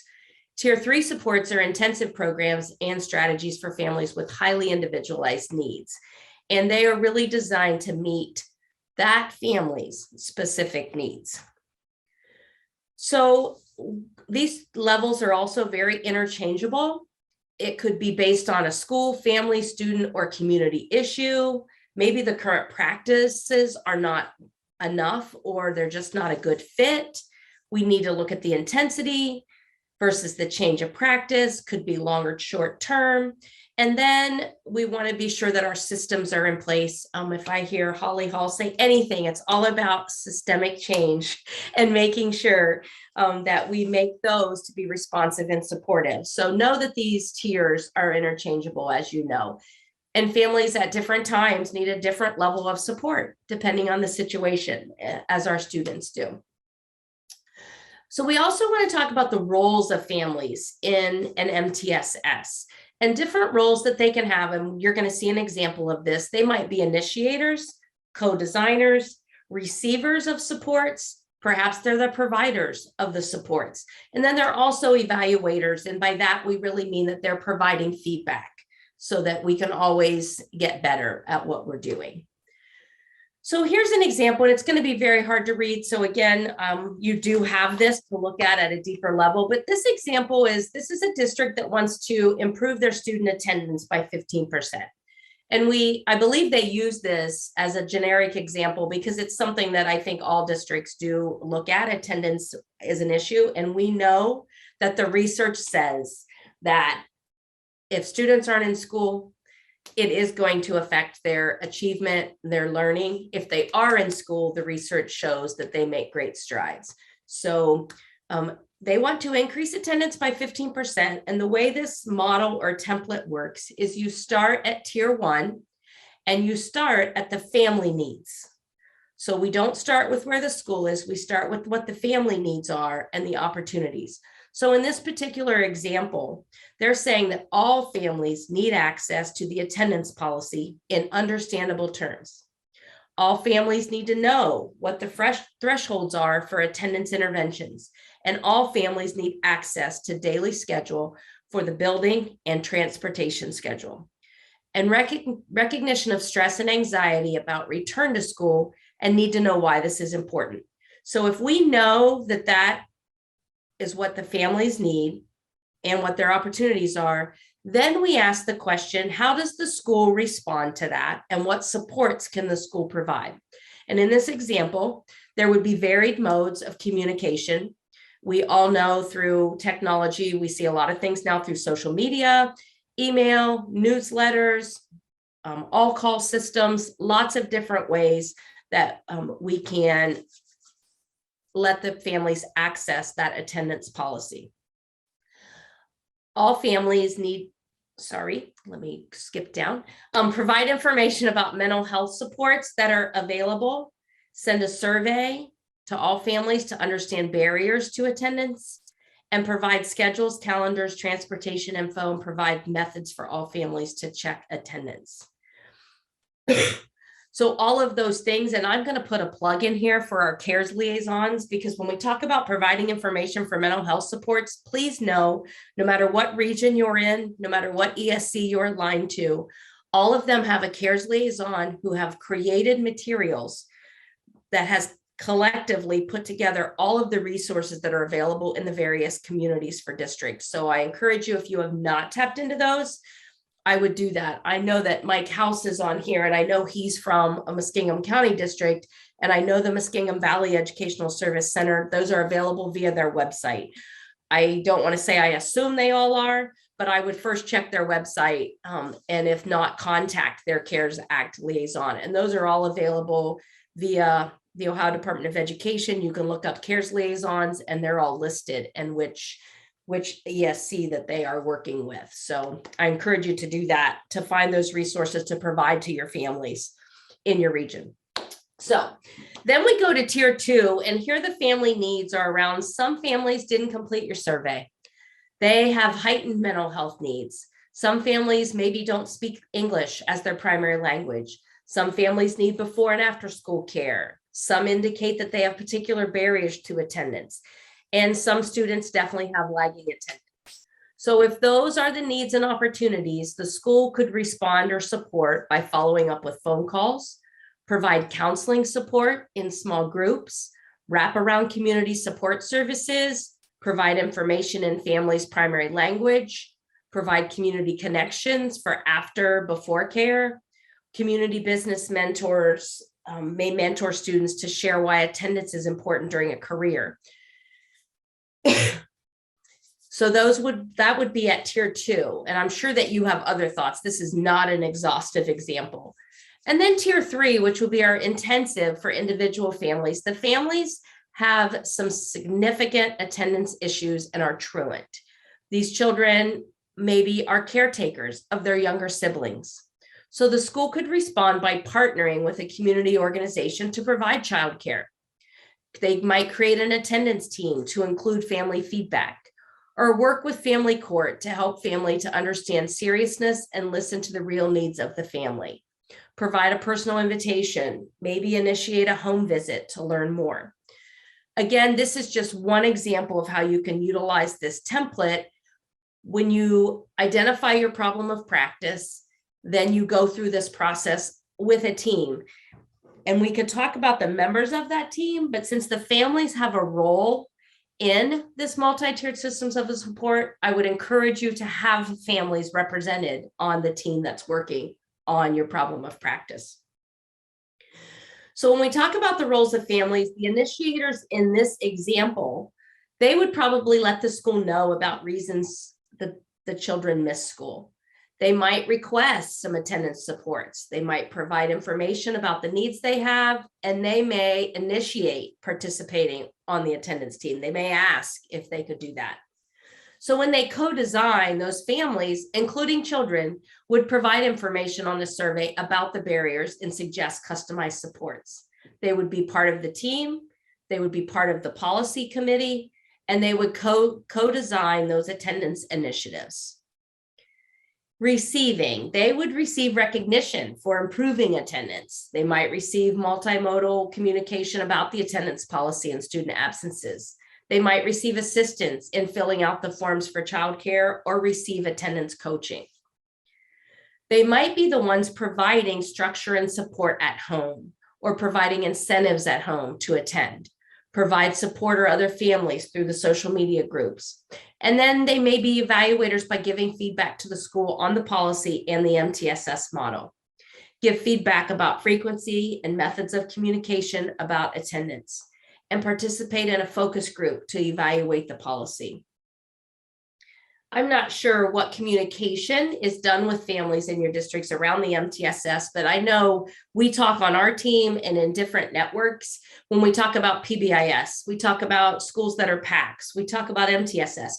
What information has been given to our families to understand the supports that we're providing at school and the structures that we have in place? So I'm working with a particular district who's really going to work on next year. One of their goals is to kind of have a, what do I want to call it? A communication kind of drive, if you will, to be able to communicate with parents and help them to really understand the different systems at school so that they could then speak the same language at home and provide those supports in the home environment.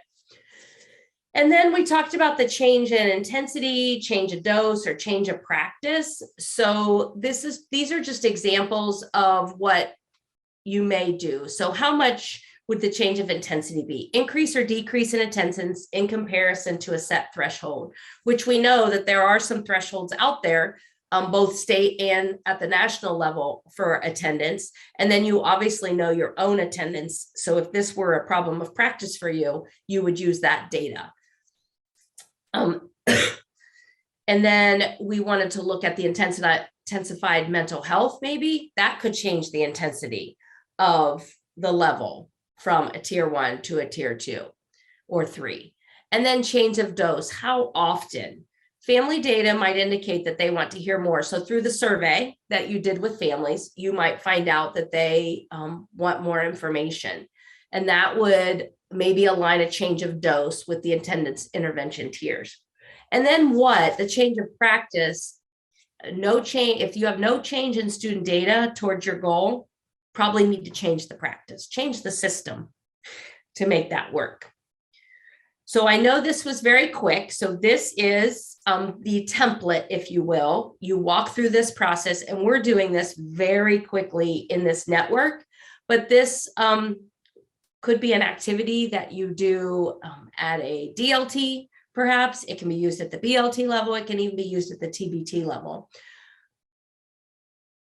So what we would then do is walk through the template. And what I had hoped today was that we would go into breakout rooms and we would do this, but it's a very small group. So I love when people laugh and you can't really hear them laugh, but you can see it in their face. Small but mighty. Small but mighty, that's right. Because there have been some good comments and questions put into the chat. So I feel confident that the group can maybe help fill this out, but we'd want to start with a situation or an initiative that you have.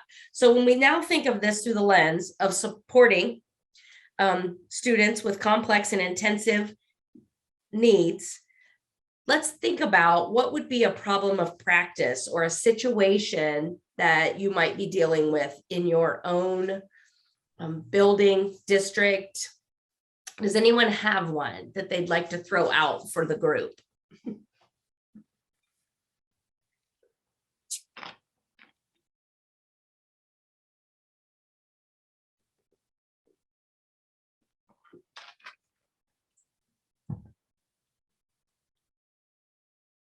And I just want you all to know I've done really well with my quiet time this year, but I do only let it go for so long, but I used to not let it go at all. So I think I'm doing a little bit better. Well, there are a few more slides. If we don't have a sample, that's okay. But what I want to tell you is that you have a nice in the folder or in the slides, when you click on the folder, there is going to be, you're going to have access to this coaching folder, and it's going to have the slides, which you've seen. It's going to have a facilitator guide. And then it's going to have the template that I just showed you in a slide. So the facilitator guide, if you're going to choose to use this, and I encourage you to try it, it actually has a script that if you were the one leading, or maybe there's someone else in your district that would lead this, that you're going to share this with, there's a link to the template, and then all of the blue type, of course, would be the script. So they've even given you the language to use as you're working through this problem with a team. And then it walks you through what are the roles for families, and then, of course, what will indicate the change. And then they ask you to review the plan, and they give you some guidelines around doing that, and then making any revisions and put the plan in action. So the template itself and the facilitator's guide, it's all done for you. So it's a tool that you can take and immediately put to use without a lot of customization, because you're going to come up with the situation or problem of practice. So that is going to be available to you. They do ask that when you self-assess, once you've done this action plan, if you will, is to go through the parade strategy and really ask yourself these questions. Is your action plan proactive and preventative? Do all have opportunity? Are all roles for families included? Is it planned in advance? Are there data-driven indicators? And are the strategies evidence-informed? So they do have a little check before you actually put the plan into action for you to go through. And again, you're going to be able, you can access these through the QR code. You can access it through, this is a link straight to that folder, as you can see. So multiple ways to get there. And if you have any issues, just email or call me and I can put you in touch with all of these materials.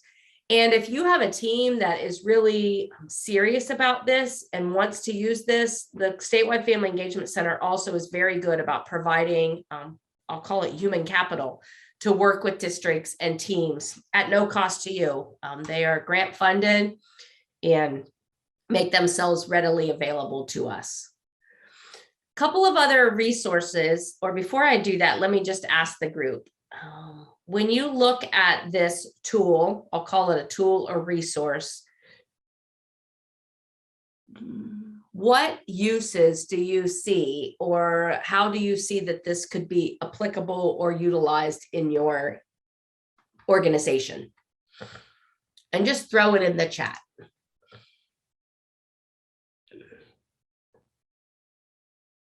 Or unmute. There's just a few of us. So Susan Larson, while they're thinking about how they're going to use this, I can tell you I'm going to use this back in some of the districts I support at the BLT level, because working through the one needs assessment and the one plan, I have seen some gaps in family engagement. And for me, trying to explain that to them was very difficult, that it wasn't just maybe some PBIS reporting, that it was more targeted. So I think this is an excellent resource. And I think the attendance one that you use will be one that maybe I try to plug into our next BLT to get them to maybe to see, you know, have that light bulb that's on the screen go off. So they understand, like, this is what we're talking about with family engagement, and this is how we can put it into action. So I appreciate this, and I will be saving this as well. Good, thank you. Anyone else have a thought? You made me think, Lydia, when we talk about family engagement, I just saw, I have a huge issue, and I'm pretty transparent as my team member, my colleagues know. So I have a huge issue with donuts with dad and muffins with mom and, you know, daddy daughter dance. I do. From a family engagement standpoint, we really have to change our terminology around parent to caring adult. I just saw an elementary school had breakfast with a buddy. Perfect. That buddy could be anyone. That buddy could be a sibling, an aunt, an uncle, a grandparent, a neighbor. And, you know, I got to thinking, we have great, I'm sure we all have excellent community resources, retired teachers. You know, you might have 5 students who don't have a buddy, but you could get them a buddy probably pretty easily, probably could get them a buddy if people just know that you need them. So encourage you to just look at your current systems, I'll call them, and make some systemic changes for the better when it comes to family engagement. And it could be just as simple as changing some terminology to make your events more inclusive and make all families feel welcome, regardless of their makeup. So anyone else before I share a couple of other resources?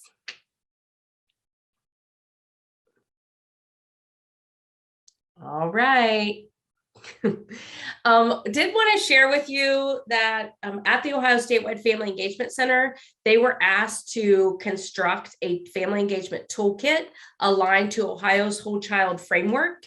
And I wanted to share that. It just came out in March. You may or may not be aware of it, but again, there will be a link in the slides that will take you there. And you'll notice the wheel, I call it. And then you visit the toolkit, and there are multiple steps to get there. I'm not quite, you have to click. But each one of the pie pieces, if you will, have a link. And I'll click on family engagement since that's really what we're talking about. But they have then organized all of the resources that are available through their website based on those pieces of the whole child framework. So in family engagement, you'll notice there are 4 pages of different resources that they have available. A nice needs assessment measurement tool to even look at your family engagement systems. And again, the purpose of this network is supporting complex and intensive needs. You can use any of these tools and look at, your overall family engagement. It might be that you need to look at it. Maybe it's for your, let me think, maybe it's for your arts population. Maybe it's for your gifted population. Maybe it's for your special ed. Like, you can always use a rubric to look at a small group versus a subgroup versus the whole group, but it can be used both ways. So then I kind of clicked through these. If you are not familiar with family engagement leaders in Ohio, there is a network with a nice clickable map. They are sharing resources that different districts. These are all stories from Ohio. And what else? They had another couple of examples: clothing, the value of hiring student wellness, reframing family engagement. There is currently a reframing academy happening that I'm participating in, and there are modules that we're doing, and it's over a 3-month period. And this particular resource will share with you, we have to do journal entries. And so we reflect quite a bit, and they're sharing many of those reflections from, and it's not just Ohio. You can actually be in the academy. It's nationwide, and there are some folks from other states. So you would see a kind of a diverse group of information if you looked at that. And then on the 4th page was the family-friendly partnership school walkthrough guide. And this is really neat because you could have your family engagement team do a walkthrough and really identify what it looks like through the family engagement lens in your school or district. So I wanted to share that resource. And then also wanted to be sure I shared the School Family and Community Partnerships Handbook for Action. This handbook is what's used we call it NNPS, but the National Network for Partnership Schools. We use this handbook kind of as our textbook, if you will, as we walk through that process. But this resource is excellent, even if you are not a member of that group. Joyce Epstein is a noted expert in the field of family engagement, has done lots of research, and there's lots of results of her research in this book, but she really focuses on 6 essential keys or types of family engagement. And those are listed here on the slide, and this book really walks through those. So if you don't have this book or you need access to it, just let me know. We can definitely help you find it. It is provided to the National Network for Partnership Schools Districts, but excellent tool. Very actionable things in there. And then also I did want to mention and engage every family, the 5 simple principles. We did offer a book study this year, and we're hoping to offer that again next year. But the feedback that I received from the folks in this book study is that this book is very practical. And I don't recognize any names, I don't think, in here today that participated. But what you will find in this book, it's a very easy read, simple read. There's a chapter for each of the principles. They provide scenarios, different things for you to think about. And then at the end of each chapter is really what I call best practices put into action. So gives you an opportunity to plan at the end of each chapter. How can I utilize this in my own situation? But very simple. We hope to offer it again next year, but I would encourage you to get a copy of this book if you are interested in engaging every family. Again, very simple. Probably the biggest piece that I continue to talk about is the word communication. And we talk about how well we communicate to our families. But communication, that's only half of it. So if we get half, we all know that's a 50%. And we all know what grade that is. So the other half of communication is the families communicating back to us. So great examples on how you can engage in two-way dialogue through multiple means and really change things like homework practices and just lots of different things. So I would encourage you to take a look at that. So it is 10:15 and I'm on schedule. So woohoo! I told her I could make it work and I knew I could. So does anyone have any questions, or what questions do you have around any of the resources I've provided or family engagement?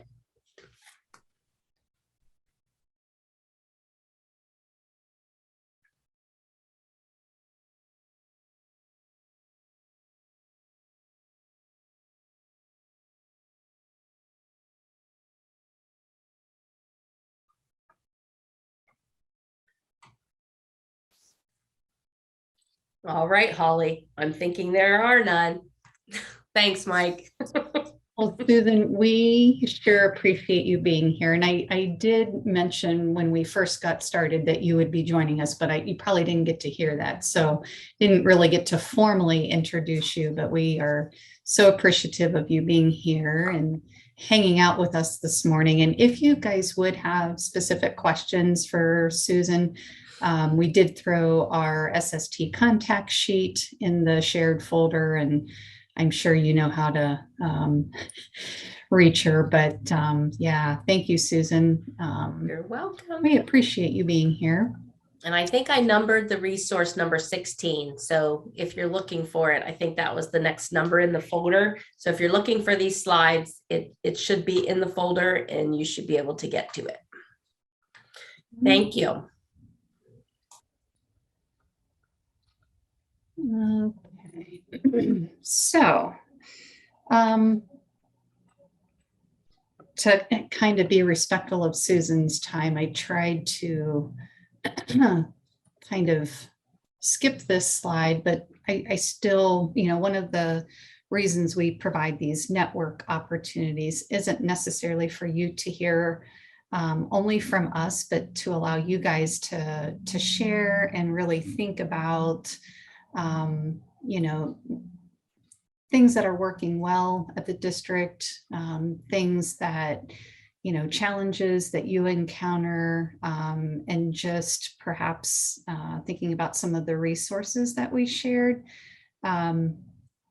This time was actually going to be in some breakout rooms, but because we're such a small group, I don't know and I'll kind of let everybody decide. Almost half of our group is SST staff. So if you want us to put you in a breakout room so you can talk amongst yourselves, or if we just want to have some conversations about these guiding questions, I'd love to hear things that you're using, processes, strategies, any of those things when you're trying to, support the individual needs of students, how you're partnering with families, what that assessment piece is looking like back at the ranch, including for students with disabilities and even, low incidence disabilities. And, what are some of those things that you think you're going to explore a little more? And I did go back and read the chat, and when we were talking about the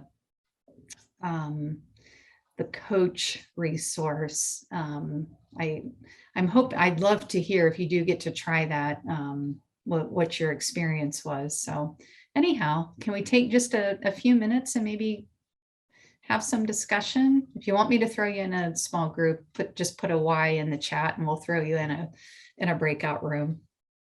But otherwise, I think we can do it. Just we're friends here. We're a safe group.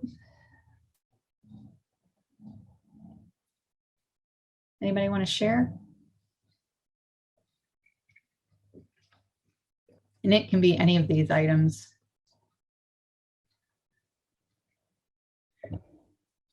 Okay, I'll go. So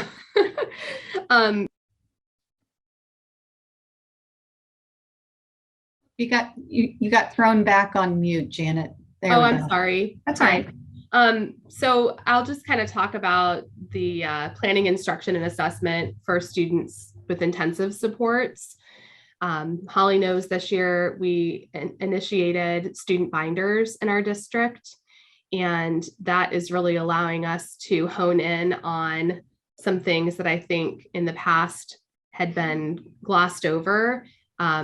It's really, I guess, more of a planning thing. It's allowing us, as our kids transition, being grade banded here in the district, as our kids transition from building to building, it gives some really important information to the team that's going to be working with them. Part of that, so those student snapshots are included in those binders, and those have to be turned in. Actually, the deadline was yesterday, so those are coming in fast and furious to my office, as well as to the administration for the building the students transitioning to. If they're staying in their same building, as might be the case for second graders at South going to third grade at South, they are provided to that administrator, and they also go into their binder. In addition to that, something that we implemented this year, I made it not mandatory, but voluntary for teachers to have release time to go and visit their students that will be on their caseload next year in their current setting. They could have up to a full day if they needed it, half day to a full day, and we got them subs for that to go and to meet with the teacher that's currently servicing their students and the staff, and to kind of work through the IEP, ask any questions that they had about how it's written, how they're tracking, things like that, talk about behavior, actually visually see what's working for them in the building. And I'm hoping that that is going to cut down on some transition issues as we move into next year. And have they started to do that, or have they done that already? Yeah, the majority of them are done. So I kind of took myself out of that equation, because really I would have just been an additional piece that didn't need to be in that. So I sent that information out, talked to my ISs in our monthly meeting about it, and also talked at our admin meeting to the administrators about what was going to be happening. So they had to coordinate just with the teacher they were going to be visiting, with their administration, and then with the building they were, visiting their administration. And then that way they could look at timelines and kind of work that out amongst themselves. High school and middle school, not as many teachers took advantage of that, but they generally have their students for, multiple years. So they didn't really have as much of a need to have release time for that. But our elementaries really jumped on that, and also our kindergarten staff coming to the preschools or going to the Head Start preschools as well to kind of look at that. So I'm excited, because the start of this year, I was getting a lot of feedback from different building level teams in terms of this isn't the way we track goals was a big one. And that, that team, as if we're not all on the same team, that team is writing them in a way that we can't support or track them. So this was something really important to me. So we had better communication within the district with, let's write these goals in a way that everyone can support them and everyone can track them, and let's talk about it. So when they went to make that visit, I gave them kind of a checklist of what I would like them to accomplish. And one of those things was looking at the student's IEP. So they could then at that particular time ask that other teacher, what did you mean by this? If it was unclear, which we know it shouldn't be unclear because it should pass the stranger test, but we're working on that. But they had that opportunity then to just say, how are you tracking this? All of those kinds of things during the visit. So I'm hoping that it will be beneficial, but I probably won't know that until August. We used to have, that was a very familiar conversation, what that team did versus, coming to a new building. And so, yeah, I can relate to that conversation, or I can hear that in my past life. So, or previous role. So thank you. Anybody else?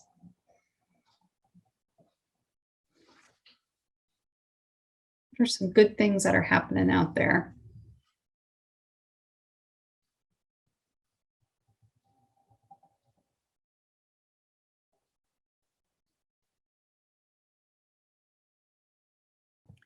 Well, earlier in the chat, when you were talking about, excuse me, the coach 3, there, Mike and Donna both had mentioned that they hadn't heard of it, but it was something they wanted to look into. So I do think that's an area that maybe you'll loan your book out, or they'll do some more exploration in. All right. Well, if you think of something, don't want to hold everybody, but I will go through some updates and some of the other pieces, but please chime in if you think of something along the way, or drop it in the chat, because always looking for new ways of doing things, or things that you guys are finding is working well. We want to share the wealth, right? All right. So in the shared folder, I did drop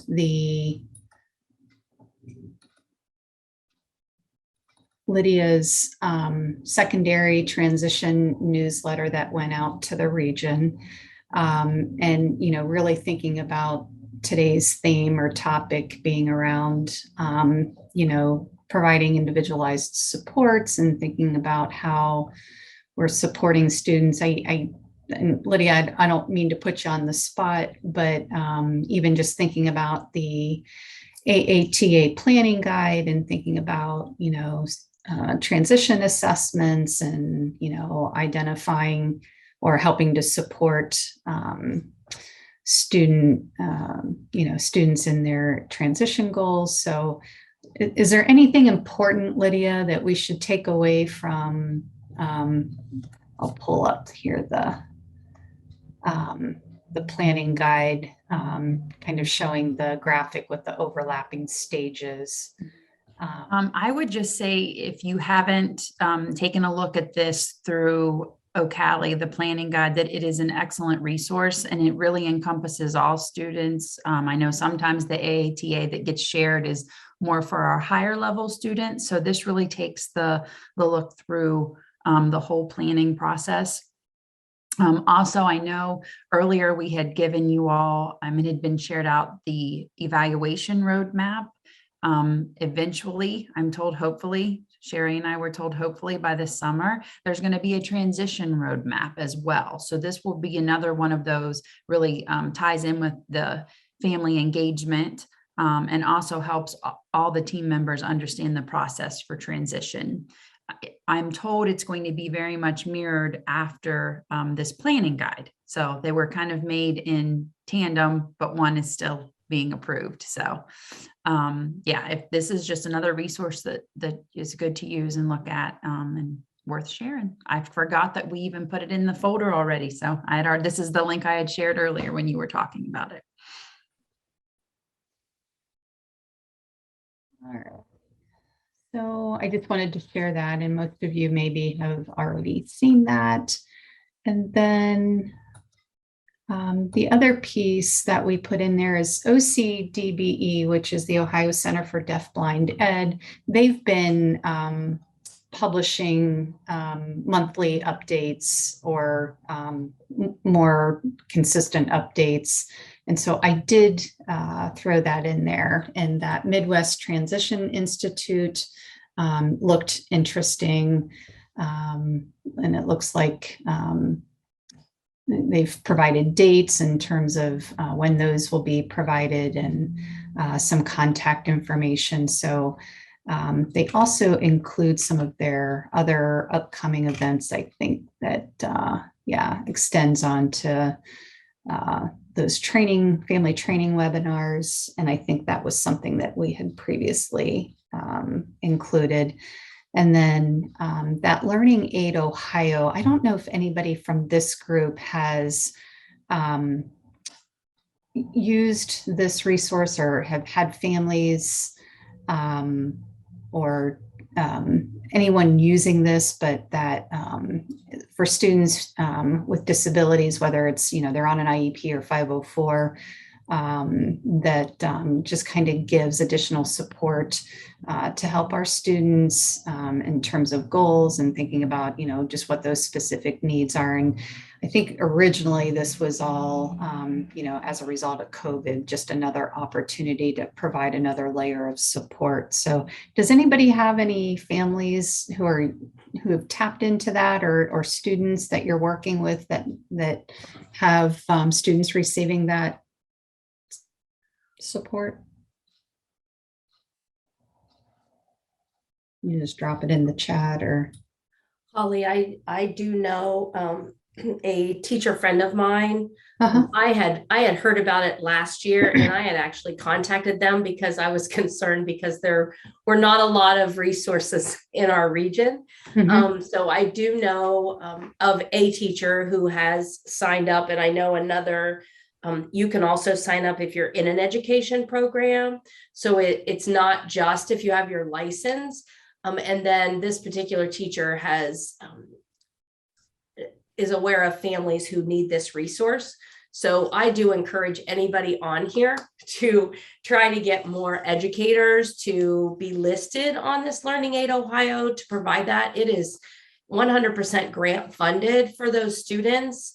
I just actually was reading all about it yesterday, and it's a student can get a scholarship of $1,500 to go towards this support over the summer. I believe it starts around June. I want to say June 6th and runs through August something. And they can do these in-person, get this in-person support by someone. And anyway, completely paid for. It's just a great resource. Awesome.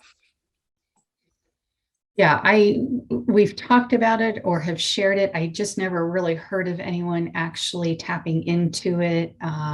So thank you. I'll know more after this summer, I guess. Let's see. Oh, and I think what I did is because we originally I had the April updates, and then I also put the May updates. So you have both of those in there. Donna said she was not even aware of the learning aid. Oh, yay. So Thanks, Donna. Yeah, I we will try tell you to. just real quick, the way the website works, there's a place for families, and they go in and apply, and then there's a place for the learning provider to then put in their information. And again, the family has to find the learning aid provider in their region to connect with. So they do all the scheduling, the family does. So. All right. The May updates has, they include the Ohio Hearing Aid Assistance Program. So you can find information there if you have some students who have hearing needs, and then some save the dates for the Ohio Hands and Voices virtual conference. And then you'll see some of those free webinars that are being provided through the Ohio Coalition. And then this connectivity program, I thought, for some of our families who, struggle in terms of not having, internet access. So that might be another support that some of our families might benefit from. So there's more information there, some of the highlights. And then I also dropped this in, and I don't know a lot about this Ohio Regional Youth Leadership Forum, but it looks like another interesting opportunity. And, Lydia or Sherry, if you know more about this opportunity, but it looks like, just another opportunity for our students to help promote that self-advocacy and thinking about, supporting their transition goals and so forth. Is there anything you guys know about this? Or this was something that came through OCDBE as well. I believe they sent it out in one of their communications. So I don't know anything more than I received it last year at the end of the year to send out, but we do have a meeting this Thursday, so we might find out more, but we received it, I think, last week as well, but I don't have anything else. looks like, learn more about choosing a career, available resources and assistive tech, thinking about interacting with others with disabilities that, would serve as a mentor or role model. So, yeah. Develop a social network with your peers. That's awesome. So, yeah, threw that in there for you. And these are just, this is an opportunity, and whether or not, this might be something that you want to share with coworkers, colleagues, or, even thinking about some of our students that maybe you're supporting and you're, working with a gen ed teacher, or you have some teaching teams as an administrator, but we're going to do a co-teaching that works with Ann Benninghoff. And I had the opportunity to hear her last year at another region, and we brought her to our region to address specially designed instruction. But she also does this co-teaching that works presentation that I have not gotten to see, but I really, she's easy to listen to and just has some really great ideas. And I know it's virtual and it's 2 days, and that seems very painful to sit in front of a computer that way. But she does a really good job of keeping everybody moving and, interacting and engaging. So we put that flyer in your shared folder, but you can find it on our website too, if you know of anybody else. But we chose June 2nd and June 3rd. Sorry, I should have pulled that up a little more, just because we know trying to get subs has been a nightmare, and maybe we would get more teacher participation at the end of the school year. But I know everybody's so tired and winding down, but there's that opportunity. And this was kind of that Midwest Transition Institute for Youth Who Are Deaf Blind. More about that. That was another flyer. The specific flyer for that event is in there. And one last thing that I had put in there. This came through as well, the family training webinar series. So you'll find that in there. And there might be some interesting things in there when we for our families. So different topics, family social, understanding biobehavioral states for children, transition planning. So just a bunch of different topics are in there. And I think those were the big pieces. I did I miss anything that my SST counterparts want to chime in, or did the upcoming events? I just said we made it. We started this 5-part series with really wanting to know kind of the needs of the group. And I, on that very first day together, we talked a lot about behavioral issues. We talked about assistive tech. We talked about the need for more individualized support. So I think we were able to kind of touch upon all those big areas that everybody had. And I know we wanted to make this network format something where people could come and go as they wanted. So I think we were able to hit all the big topics, but even thinking about planning for next year. And I know this network tends to be a smaller group of individuals, and perhaps folding it into another network.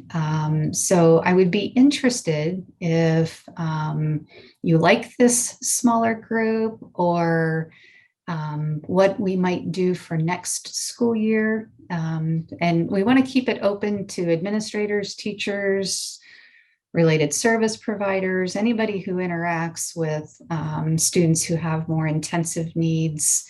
But I'd love any feedback or thoughts, and you can either unmute or throw it in the chat if you'd rather do that. Times that would work better.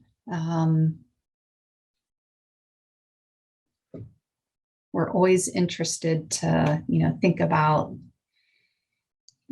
being meaningful to you. So.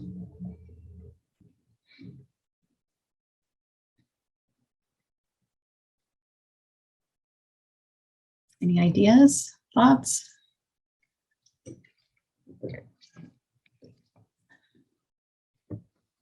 Do we continue with this network?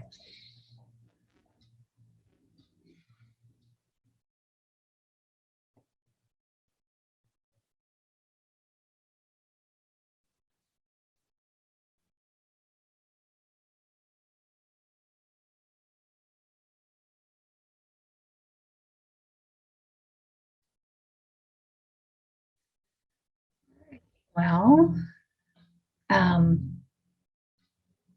oh, Donna likes the smaller group setting. Okay, thanks, Donna. I appreciate your feedback. That helps.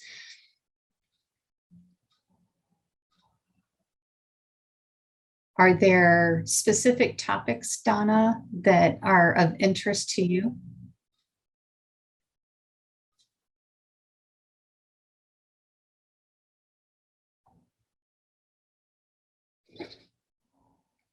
Oh, Tammy says she likes the smaller groups too. All right.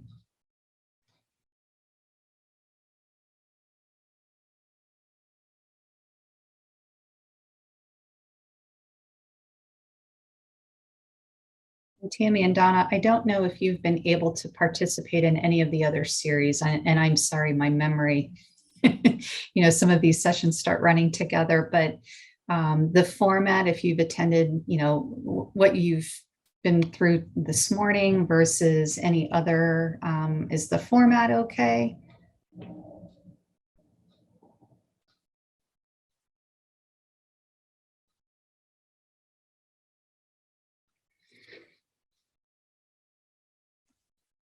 We're thinking about doing some things in person as opposed to just virtual. So,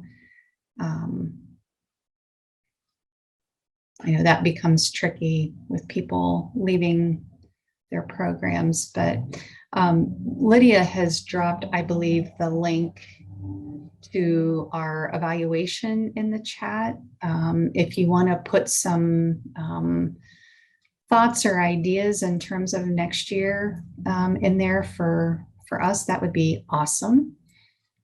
But I'm not going to hold you here. This is a pretty quiet group, so but once you complete the survey, we do appreciate your feedback and planning for next sessions. And I forgot, there's the direct link and the QR code as well. That makes life easier. But yeah, give us your feedback. We'd appreciate that. And we so appreciate you and all that you're doing especially during this craziness of COVID and all of the aftermath and things that the challenges that you're encountering in terms of supporting students. Your efforts don't go unnoticed for sure. We appreciate you. So thank you. And thank you, Holly, for unpacking all of this. It's been a really good series. So I know I think Janet's been here for almost all of them, maybe others, but it really was mindful the way that you unpacked it from start to finish in the different sessions and guests that you had along the way. So sometimes it's not the most exciting, but you made it exciting because no one wants to talk about some of these things because it, takes us out of our comfort zone. So we appreciate you as well. Thank you. Sometimes, the network It's hard. We don't, the network is supposed to, give folks opportunities to connect and collaborate and share, but still want to ground you in new information and tools and stuff. So yeah, some of it isn't always exciting, right? You have some comments in the chat, and I'm going to let you look at those, and I'm going to go ahead and stop recording so we can keep having our conversation.